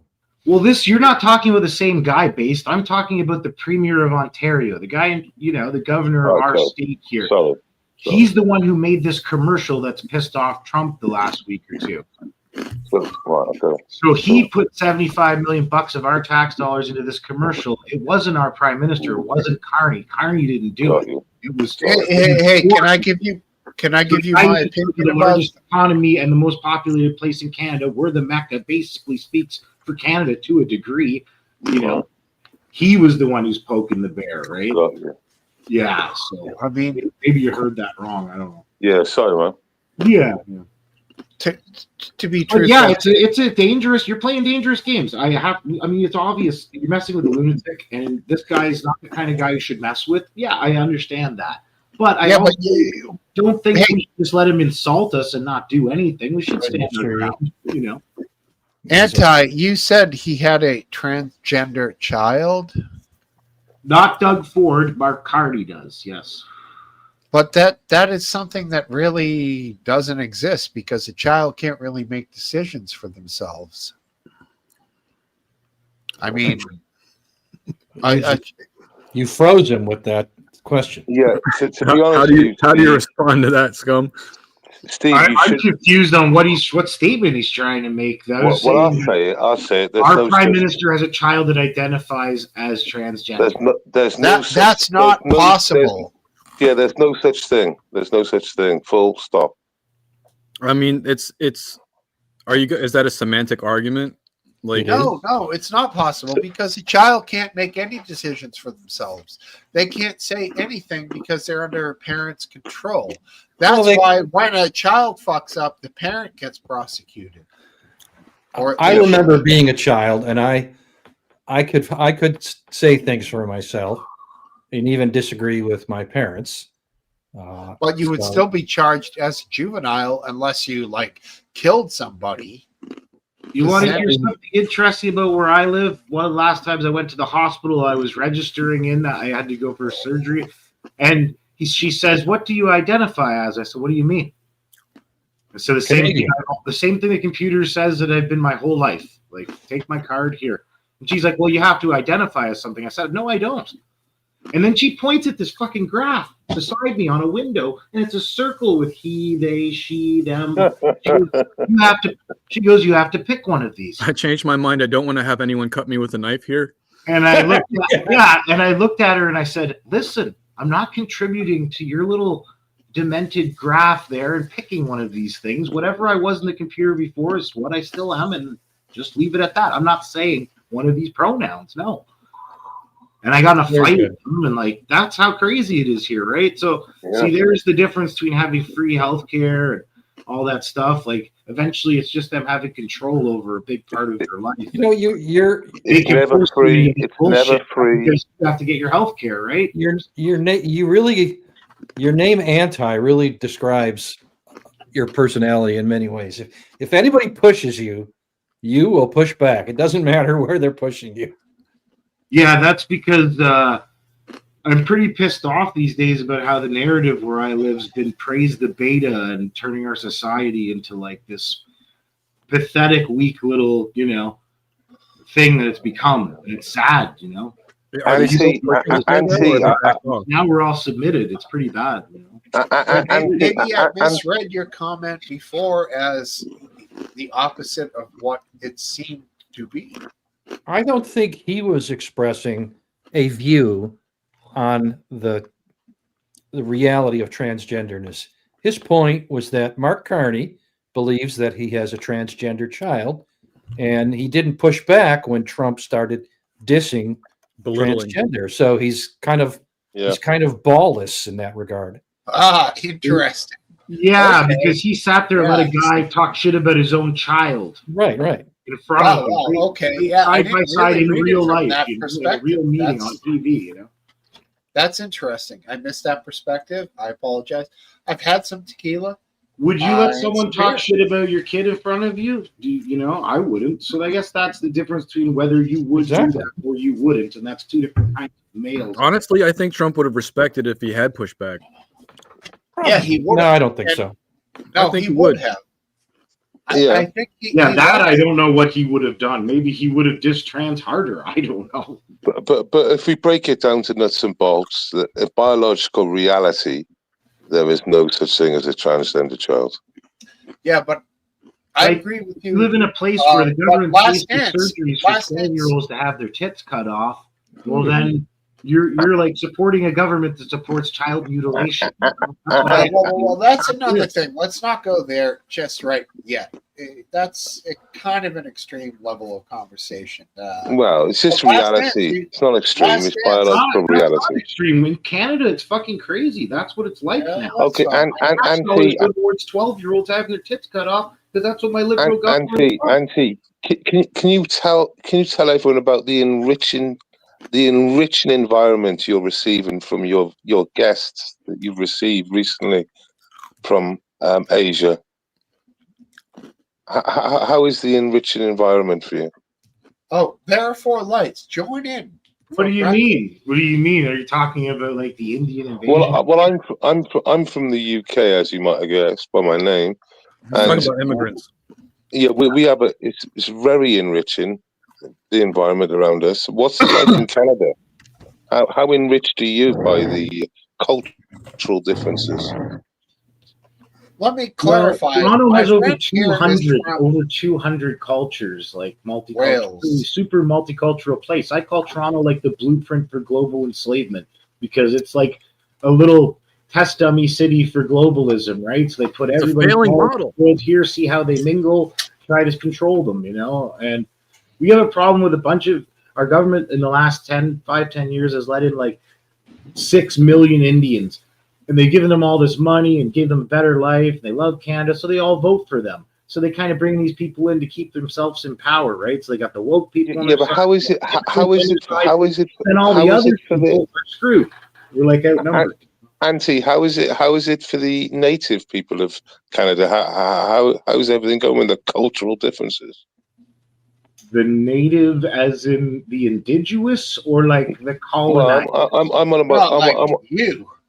Yeah, I'm on about the citizens of Canada. I'm not. Well, we're I'm not pissed. talking We're about. super pissed. Our workplaces, all the white people are disappearing, and then you're in a factory with 250 people who are Indian and 50 original Canadians. Who's got 3 or 4 generations here, right? And it's like, yeah. It's a disaster. They're coming here and like making the place dirty and shit. We have a very clean country. Like I traveled around and realized how fucking clean it and nice it is where I live. And like these guys are like shitting on the fucking place. Yeah, no regard for our, in the UK and Ireland, there's quite a lot of viral videos of people like emptying rubbish bags out into the river, but they're keeping the bags, which is always quite amusing. So they've walked to the riverbank, they empty the rubbish out, they walk back off with their bag. It's an interesting cultural difference. Why? So they can save on bags? I think so, to use the bag again. So it's their type of recycling, but they empty it in the river. It disappeared there. Do you It doesn't charge for disappear. trash Here's pickup? the thing. When you drop feces into a river, it can actually contaminate a huge amount of river. I'm a environmentalist and a fisherman. You guys know this. I know a lot about this stuff. When you drop dog shit into a river or human shit, it can contaminate like a lot more. My favourite one is pissing next to my brother when he's drinking out the river. I was on the downstream bit, but he wasn't happy. He wasn't happy. I can't even believe he's willing to drink out the river anyway. I was about 4 foot tops from him. I started pissing in the river. He was like, "What the fuck?" That's what I'm saying. Like a few people crap in a river, and the whole thing can be contaminated. Yet with the Ganges River, what happens with that?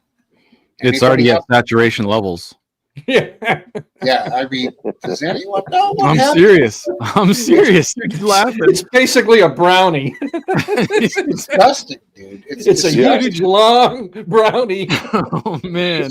So in places like Sri Lanka, India, and Pakistan, they don't have toilets and conveniences. And what they do, they use the river or the beach, and you literally see it. The footage is there to see people cooping down, shitting in the fucking beach, on the beach. It's just everywhere. When there's too many cultural differences. Well, there was the Olympic swimmers that got poisoned from people taking dumps in that river that they were doing the triathlon. Brazil, right? Was it Brazil? I thought it was France. France? Yeah, the Seine. Yeah. So the River Seine runs through Paris, and the migrants camp out on the banks of the River Seine because they're sort of left alone. Likely. So so that's why the river's fucking So the River Seine runs through Paris. The marathon runs through Paris as well, and they stopped running the marathon through the River Seine because on the side because they couldn't guarantee their safety, so they changed the route. So that makes sort of sense.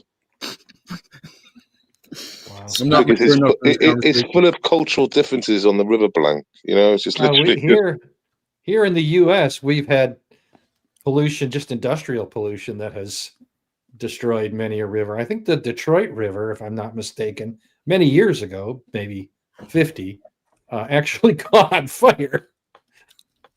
Yeah, there was a river in Woburn. The Asians do that for a bit of cleanup. The Asians do that for a bit of cleanup. They like the fucking river. I'll do the chick. It was a tannery in Woburn, Massachusetts, The Last Dance. I'm sure you remember the book A Civil Action by Tom Clancy, I believe. No, I don't think so. A Civil Action, a great book. And it was about a tannery or tanneries in Massachusetts that were leaching chemicals into the ground, and at many points the rivers caught fire in Woburn and Revere, and it was like that's around the time that a lot of people's kids were developing leukemia, which is horrifying. And sorry, what was the correlation? A tannin factory. Tannery. Yeah, tanneries are brutal, man. Yeah, they're very polluting sort of environments, aren't they? Somehow it was making it to the groundwater. There was what they call a cancer cluster, and kids were dying, and parents were horrified.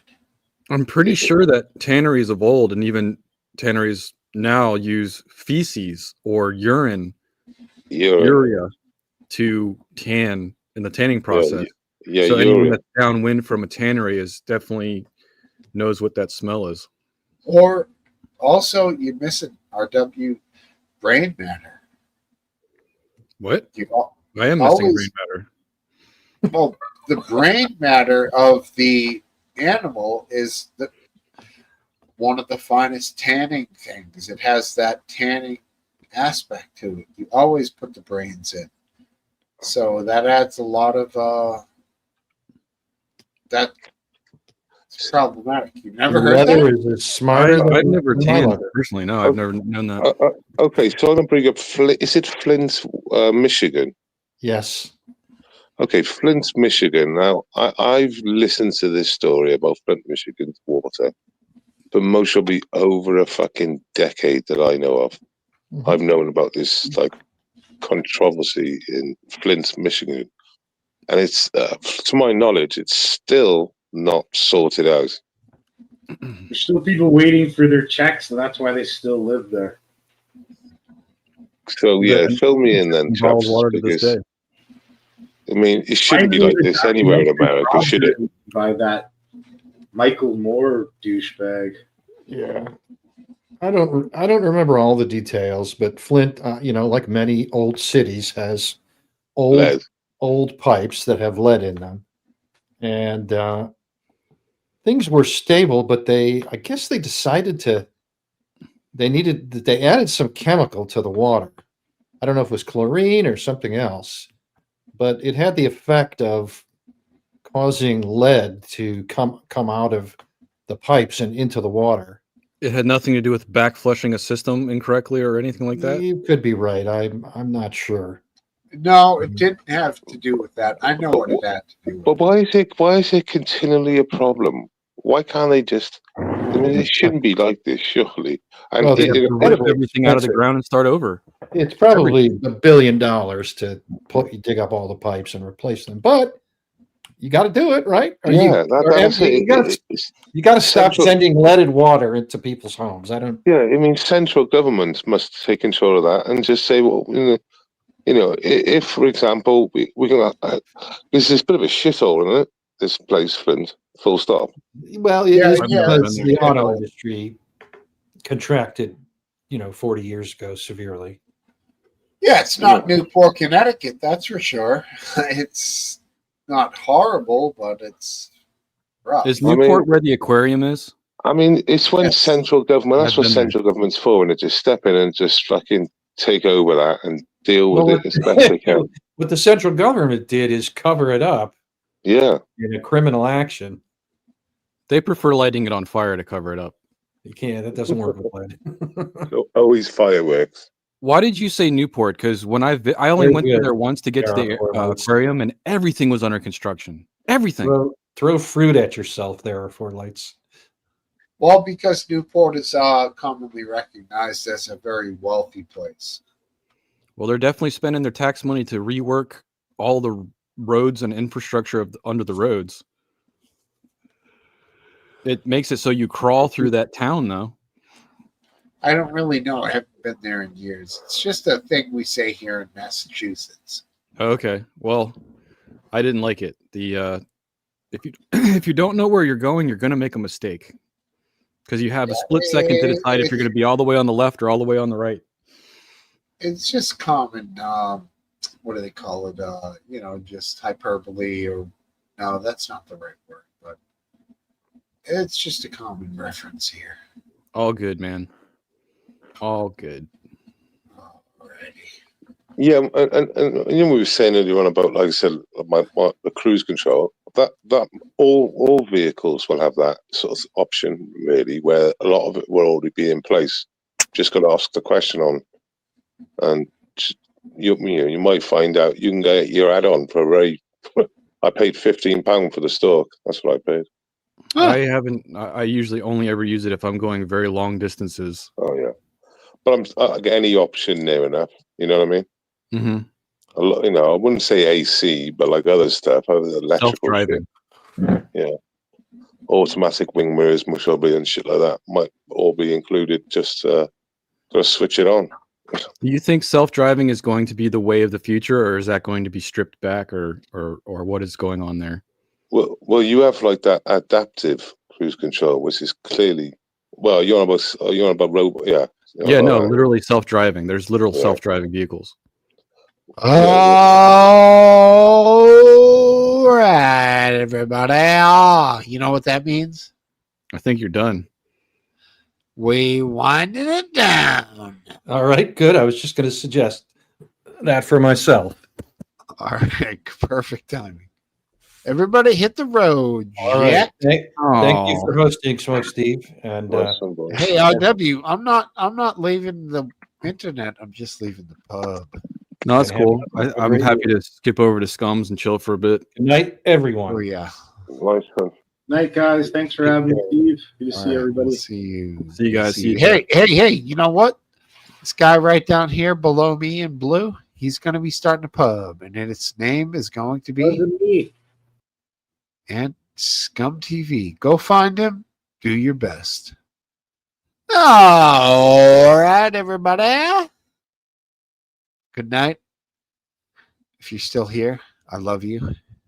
Be well. Live your best life. You all are wonderful. Mr. E. RW. English bottle cap. Let's go up. It's going to be like 25. All right, here we go. Eastwind Farms. What up, dog? Everyone else who's up there that I missed. Wife. Hey, Greg Topple, you're the best. We're going to bring this to an end. I love everyone. Keep a good, positive outlook on life.